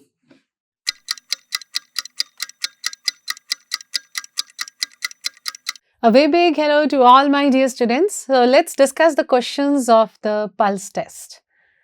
We come to question number 1. What is the recommended approach for managing a patient with a progressive pterygium that is extending towards the pupillary area? I have talked about this so many times that if the pterygium, look at this one. Here the pterygium is not encroaching, but here it is encroaching. So this is, the question is on, if it is encroaching, how are you going to manage? So what is the answer? If it is encroaching the pupillary area and I try to remove the pterygium, I am going to cause some scarring in the cornea, and that scar would be on the center, covering the pupil, a part of the pupil, which we don't want. We wait till it crosses the pupil and then we start removing it. Okay, so because whenever you're dissecting the apex, it is adhered too much deep into the apex, it can lead into the cornea and it can lead to a lot of scarring. This is the reason any pterygium on the pupillary area, your answer has to be observation. Okay, and had it been not extending on the pupillary area, of course, then we know that our answer would be excision with conjunctival graft. If not extending the pupillary area. This is if not extending the pupillary area. If it is not extending the pupillary area, right, in this case, हम क्या लिखेंगे? तब हम answer करेंगे excision with conjunctival graft. Autografting is the best method to prevent recurrence. यही होता है ना? तो ये दोनों चीजें आपको ध्यान रखना है. आपका PYQ शायद इसी पे था, आंसर ये था, लेकिन मैंने यहाँ थोड़ा सा चेंज किया है कि it is extending towards the pupillary area. इस पे ध्यान देना था. Right all of you? चलिए नेक्स्ट पढ़ते हैं. नेक्स्ट क्वेश्चन है, what is the likely diagnosis for a patient who has a painless firm nodule on the upper lid that is growing to away from the lid margin. अगर मैं इस पूरी description का diagram बनाऊं, बहुत आसान, ऐसे सोचो, ये टार्सल प्लेट है, आप सब लोग फेमिलियर होंगे इस डायग्राम से. I have made it so many times. ये हो गया आपका grey line and these are the eyelashes, है ना? ओके, एंड यहाँ हो गया ओपनिंग ऑफ मीबोमियन ग्लैंड्स. कहाँ होते हैं meibomian gland? On the tarsal plate. कोई फर्म और पेनलेस नोड्यूल जो कि टार्सल प्लेट पे हो, उसको हम क्या बुलाते हैं? उसको बोलेंगे कैलेजियन, है ना? सो कैलेजियन को कैसे हम लोग डिफाइन करते हैं? This is important. Chalazion is lipogranulomatous inflammation of meibomian gland. So it is lipogranulomatous inflammation of meibomian glands. ठीक है? सो यहाँ पे आंसर क्या हो जाएगा? Chalazion, away from the lid margin, है ना? अगर लिड मार्जिन पे कोई स्वेलिंग है और जो पेनफुल है, इसको क्या बुलाते हो? इसी डायग्राम में पढ़िए.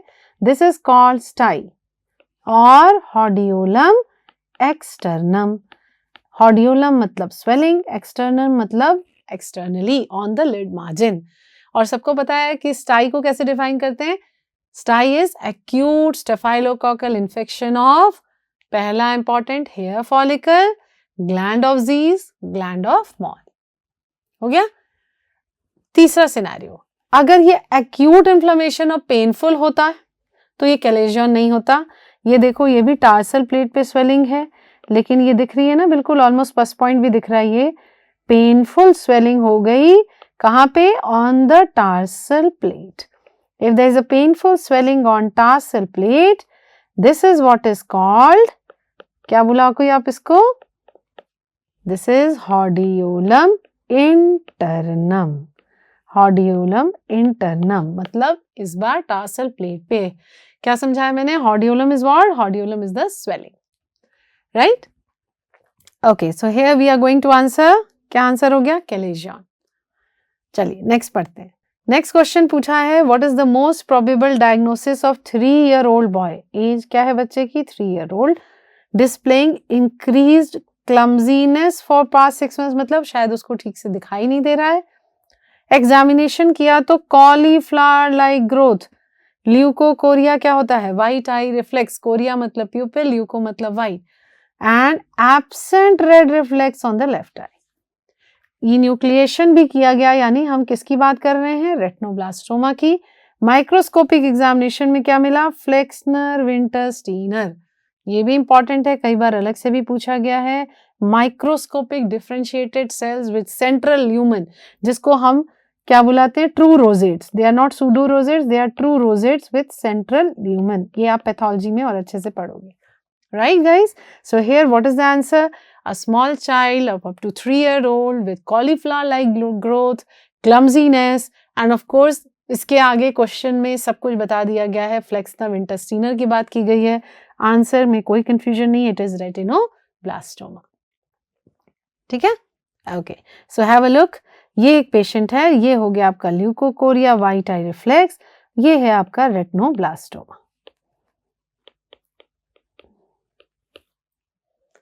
नेक्स्ट का सवाल क्या है? What is the most probable medical condition of 70-year-old individual who has relied on presbyopia glasses but can now comfortably read the newspaper without them? ये आपका PYQ पे का कलेक्शन में से ही है questions, isn't it? Live classes में भी बहुत सारे इसमें से क्वेश्चंस हमने डिस्कस कर रखे थे। ठीक है, अब आपको समझना क्या है कि क्या चीज मैंने बताई थी, उस वहां पे भी बताई थी कि ये विद कंफर्टेबली रीड विदाउट तो नहीं होगा, लेस नंबर हो सकता है कि जो आपके चश्मे का नंबर नियर ग्लास है, सपोज मरीज लगा रहा था 70 इयर्स की एज में +3 लगा रहा था, है ना? अगर वो +3 के ग्लासेस लगा रहा था तो अब उसको +2 से भी काम चल जाता है। He is able to read with +2 instead of +3 and this improvement in near glasses is, so we will change the question. I don't agree that he will not need glasses at all, but yes, there is improvement in the near glasses, and improvement in near glass is what is called, all of you, second sight of old age, isn't it? This is what is second sight of old age, of old age. ये आपने बहुत अच्छे से पढ़ा हुआ है मेरे साथ क्लास में। So any second sight of old age, why it is happening? इसको समझो क्यों हो रहा है। देखो, इस पेशेंट में डेवलप होता है न्यूक्लियर कैटरैक्ट। न्यूक्लियर स्क्लेरोसिस की वजह से क्या हो गया? हार्डनिंग हो गई न्यूक्लियस में। अब जब ये होगा तो मोर रिफ्रैक्टिव इंडेक्स हो गया। रिफ्रैक्टिव इंडेक्स अगर बढ़ जाएगा तो ओवरऑल पावर बढ़ जाएगी। So when the refractive index in the lens is increasing, the overall power is also increasing, and when the overall power is increasing, he needs lesser number on his specs. He needs lesser number on his specs, isn't it? And this is what is called, because of improvement of your glasses, lesser number in the glasses is second sight of old age. क्यों हो रहा है? Because of increase of refractive index. उससे क्या हो रहा है? Power बढ़ रहा है। मोर पावर को क्या बुलाते हो? मायोपिया। कौन सा मायोपिया हुआ? Index myopia, isn't it? So here we will answer, it is index myopia. मैं दोबारा इसलिए लिख रही हूँ, मुझे याद आया, बहुत लोगों को मेरे पढ़ने मुश्किल होती है। Okay, so index myopia, right? Okay, so here our answer would be option A. Right guys? And मेरे ख्याल से this topic has been repeatedly being asked. I think you should be absolutely clear with its concept. आगे बढ़ते हैं। Next question कहता है most probable cause of uniocular, मतलब एक आंख से दो दिखना, uniocular diplopia in a young boy who has experienced trauma to his right eye. खुद सोचो, ट्रॉमा, यूनिओक्युलर डिप्लोपिया का मोस्ट कॉमन कॉज आपने क्या पढ़ा है? चलिए पढ़ लेते हैं। यूनिओक्युलर डिप्लोपिया का मोस्ट कॉमन कॉज अगर सोचा जाए तो हम लोग ने पढ़ा है सबलक्सेशन ऑफ लेंस। पढ़ा है ना? Subluxation of lens. Very good. लेकिन अब क्यों? क्योंकि एक फेकिक पार्ट से देख रहा है और एक अफेकिक पार्ट से, इसलिए दो इमेजेस, इसीलिए हमको मिलते हैं यूनिओक्युलर डिप्लोपिया। और क्या कॉज होता है यूनिओक्युलर डिप्लोपिया का? We know the other causes of uniocular diplopia में polycoria, multiple pupil, other causes में पॉलीकोरिया। अब मल्टीपल प्यूपिल का एक कॉज क्या हो सकता है? अगर आप ध्यान से देखो, जो भी ऑप्शंस लिखे हुए हैं इसमें मेन क्या आंसर है? पैरालिसिस ऑफ एक्स्ट्राओकुलर मसल अगर होगा तो बाइनोक्यूलर डिप्लोपिया होगा। पैरालिसिस में क्या होता है? Paralytic squint. पैरालिटिक स्क्विंट में कौन सा डिप्लोपिया मिलता है? यूनिओकुलर नहीं मिलता। तो यहाँ हम ये आंसर नहीं करेंगे क्योंकि यहाँ पे हमें मिलेगा बाइनोक्यूलर डिप्लोपिया।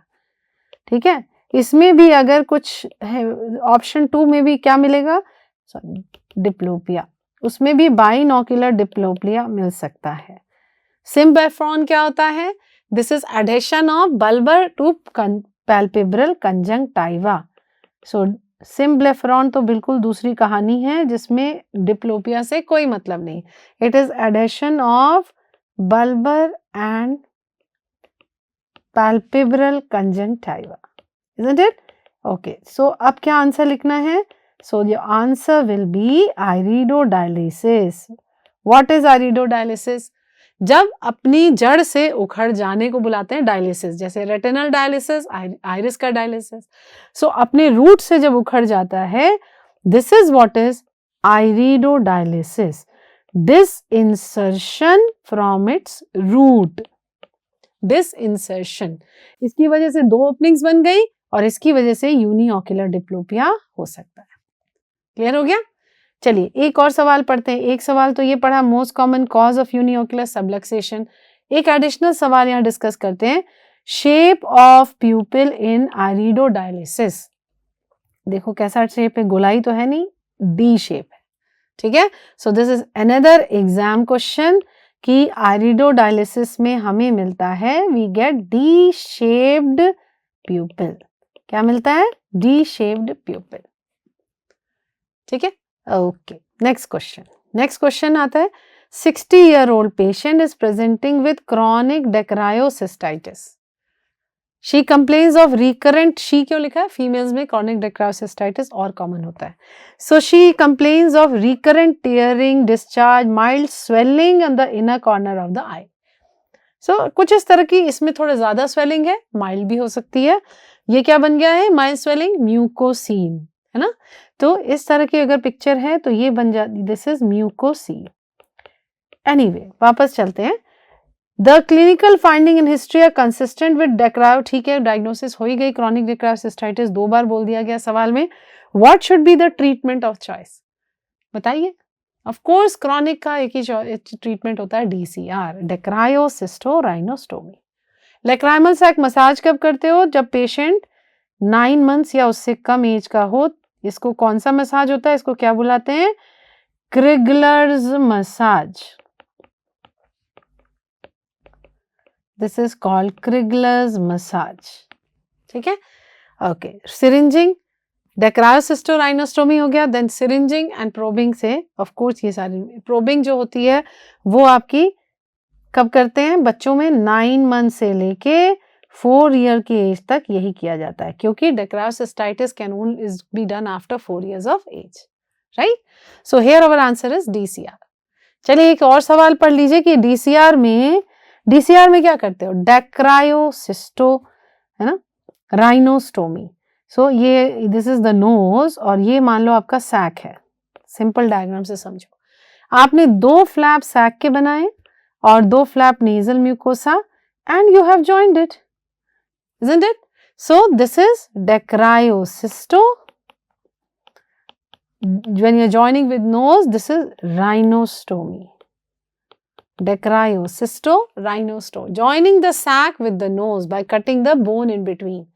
एक और सवाल आप लोग को आया हुआ है FMG में, वो है कि bone punch दिखाया है, the image of bone punch. You should know what is a bone punch. Okay, that is also related around this question. Okay, question is, in DCR, where do you make the opening? So normally आप nasolacrimal duct कहाँ open करती है? Inferior main. DCR कहाँ पे बनाते हो? आप ऊपर में opening बना रहे हो. You will say we make the opening in middle meatus. In DCR we are making the opening in middle meatus. Okay, we come to the next question. Patient is presenting to the OPD with the given visual field defect. What is the probable site of lesion based on image display? Field defect क्या है? Legends of visual pathway आप सबको अच्छे से revise करना है, ठीक है? फील्ड डिफेक्ट यहाँ पे क्या है? ये चला गया, यानी ये लेफ्ट आई का फील्ड दिखा रहा है, ये राइट आई का। लेफ्ट आई में भी temporal is gone, right eye temporal. So it is bitemporal hemianopia. Bitemporal hemianopia is only lesion which is heteronymous. एक बाईं तरफ है, एक दाईं तरफ है. बाकी सब homonymous hemianopia होता है, but this one is your heteronymous hemianopia. ठीक है. तो यहाँ पे कहाँ लेजन होता है आप सबको पता है, जब दोनों तरफ के नेजल फाइबर्स हमेशा फील्ड डिफेक्ट क्या है, ऑपोजिट टू एनाटॉमी. अगर नेजल फाइबर्स जा रहे हैं टेम्पोरल फील्ड डिफेक्ट, टेम्पोरल जाते हैं तो नेजल, तो कम होता है incidence. Mainly nasal fibres are going. आपको क्या आंसर करना है, लेजन किधर है, लेजन होगा डेकसेशन ऑफ द नेजल फाइबर्स, यानी नंबर 3, जिसको हम क्याज्मल लेजन बुलाते हैं. Central chiasmal lesions. This central lesion is leading to bitemporal hemianopia. Right? चलिए, अगर हम इस डायग्राम पे देखें, क्विकली बताइए, अगर एक साइड का इसमें दिस शुड बी लेफ्ट, ये थोड़ा wrong labelling, this should be right, गलत लिखा है. ये लेफ्ट का लेफ्ट, राइट का राइट, ऐसे होता है. ये लेफ्ट करो, इसको राइट बोलो. ठीक है, विजुअल पाथवे में. अगर आपको सबको पता है, अगर एक साइड की पूरी नर्व चली जाए, यानी लेजन नंबर 1 ये राइट साइड का दिखा रहा है, तो राइट यहाँ पे क्या मिलेगा, राइट साइड में अगर पूरा चला गया तो राइट आई ब्लाइंडनेस हो जाएगी, इप्सी लैटरल ब्लाइंडनेस, है ना. चलिए आगे पढ़िए. 2 में क्या हो रहा है, मेनली आप डेकसेशन का क्याज्मल लेजन्स पे आइए. 2 में भी मेनली उस पर ना जाके आप कॉम्प्लिकेट ना करके इसको करो, क्योंकि क्याज्मल लेजन्स 2 क्या दिखा रहा है, junction of optic nerve and chiasma. 2 lesion जो दिखा रहा है ना, that is junction of optic nerve and chiasma. आप लोगों ने पढ़ा हुआ है ना, junction of optic nerve and chiasma में ऑप्टिक नर्व गया तो सेंट्रल स्कोटोमा, क्याज्मल के फाइबर्स जाते हैं तो क्या मिल दिखता है, सुपीरोटेम्पोरल क्वाड्रेंटोपिया, जिसे हम बुलाते हैं, पढ़ा होगा आपने मेरे साथ, जंक्शनल स्कोटोमा ऑफ ट्रेकार, है ना. तो अगर ये आपके 2 नेजल फाइबर्स डिकसेट कर रहे हैं, दोबारा बोल रही हूँ, if the lesion is here I am getting bitemporal hemianopia, but the lesion can be at the junction of the crossing fibers and the optic nerve. तो जनरली जो फाइबर दूसरी तरफ क्रॉस करता है, it detours towards the opposite optic nerve और फिर cross करता है. ये जो क्रॉसिंग फाइबर्स हैं, ये इंफीरोनेजल फाइबर्स होते हैं, जहां पे इस लेजन में जो इफेक्ट होते हैं, कौन से फाइबर्स इफेक्ट होते हैं, इंफीरोनेजल. इसलिए डिफेक्ट क्या मिलता है, सुपीरोटेम्पोरल क्वाड्रेंटोपिया. इसीलिए आप पढ़ते हो कि क्याज्मल लेजन में, इसमें मैंने स्लाइड इंक्लूड नहीं किया है, बट आप लेक्चर्स में देख लेना स्लाइड. इसमें क्या देखते हो आप, कि दोबारा बोल रही हूँ अगर आपको थोड़ी भी कंफ्यूजन है, in a number 2 lesion it is junction of some part of the nerve and some part of the chiasma are affected, and if the part of nerve and some fibers of the chiasma affect होता है, तो this is going to lead to superotemporal ipsilateral central scotoma with superotemporal quadrantopia. Central scotoma उस side होगा जिसमें nerve involve है, and opposite side में superotemporal क्वाड्रेंटोपिया. ये समझना है क्यों ऐसा होता है. ये विल्ब्रैंड्स नी अफेक्टेड होती है. जो व्हाट आर विल्ब्रैंड्स नी, ये इंफीरोनेजल फाइबर्स होते हैं, मतलब एक आंख से जब दूसरी तरफ क्रॉस कर रहे हैं तो पहले क्रॉसिंग फाइबर्स उस साइड जाता है, फिर क्रॉस करता है, तो वो जो दूसरी साइड जाता है, that is what is called detouring of the fibers. ये कौन से होते हैं, इंफीरोनेजल फाइबर्स. इसलिए कौन सा डिफेक्ट मिलता है, सुपीरोटेम्पोरल. समझ आ गई बात. तो जनरली आपसे इसके बारे में नहीं पूछा गया है, इसलिए मैंने वो स्लाइड नहीं इंक्लूड की.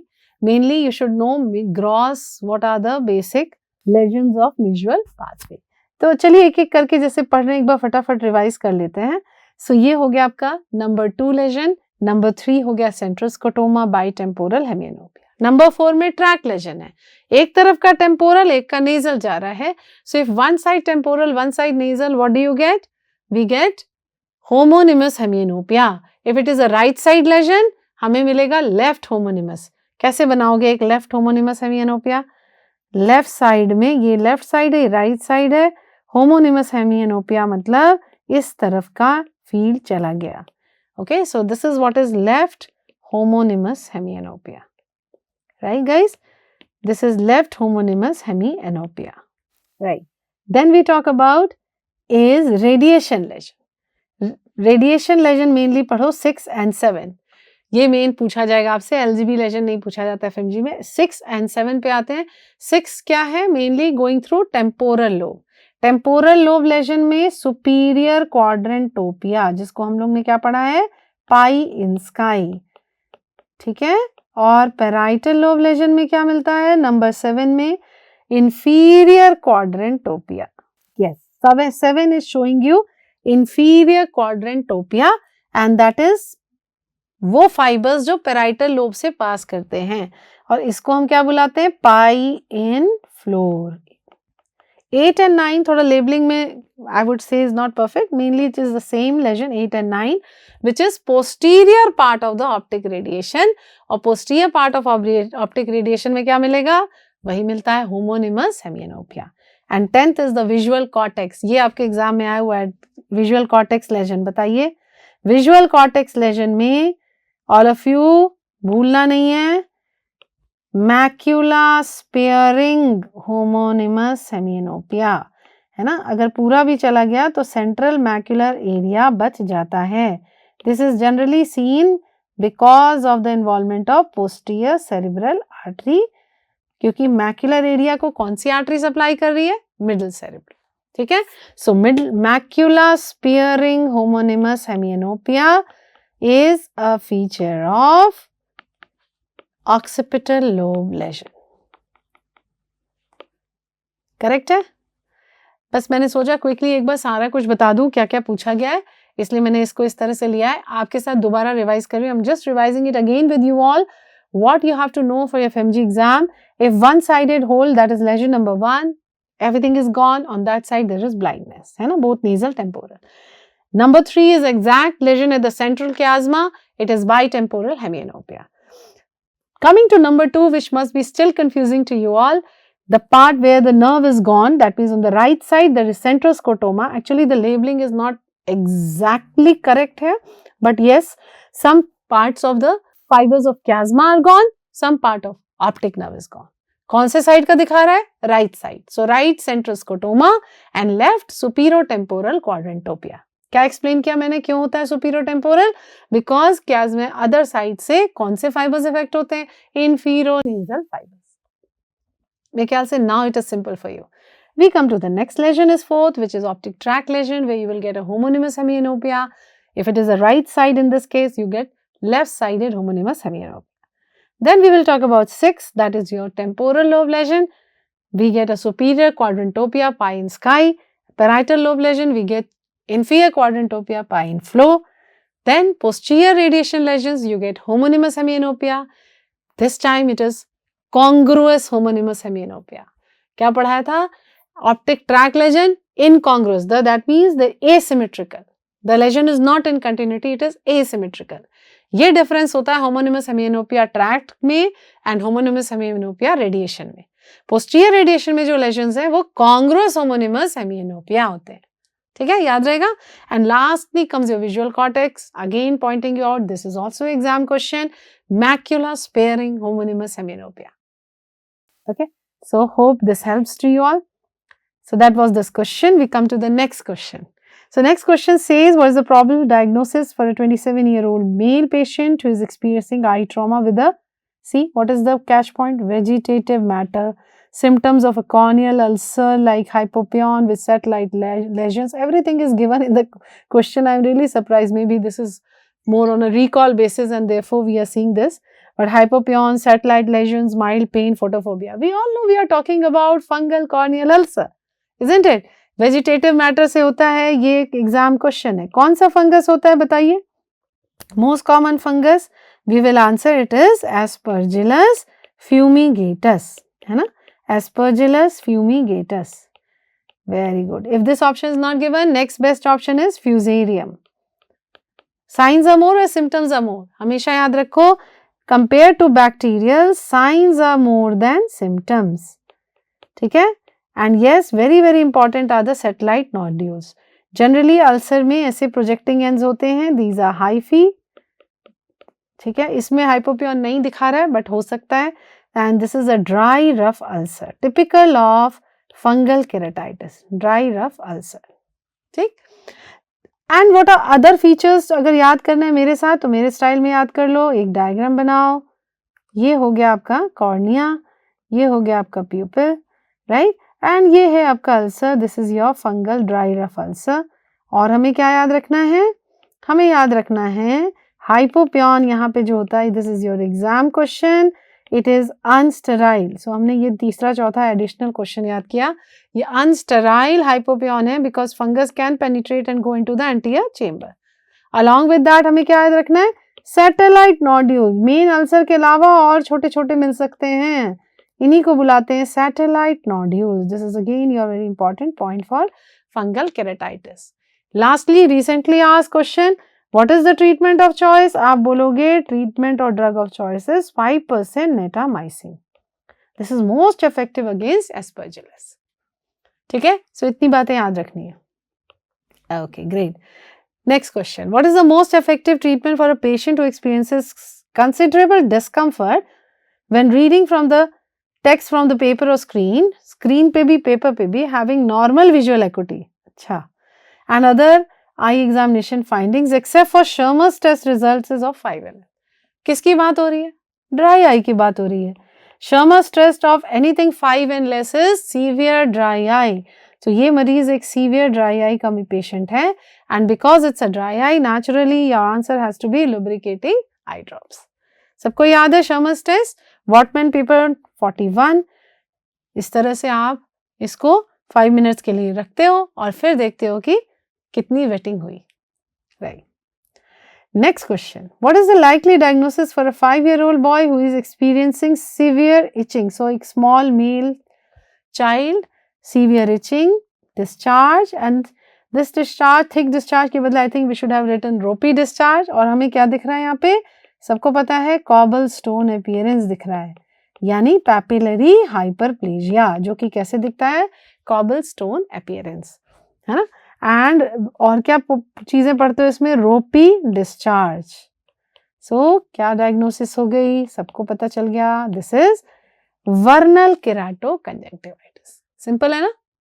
मैक्सवेल लॉइन साइन क्या होता है? जब इसमें सूडो मेम्ब्रेन भी दिखाई दे जाए तब अब इसको हम बुलाते हैं मैक्सवेल लॉइन साइन. क्या बुलाते हैं?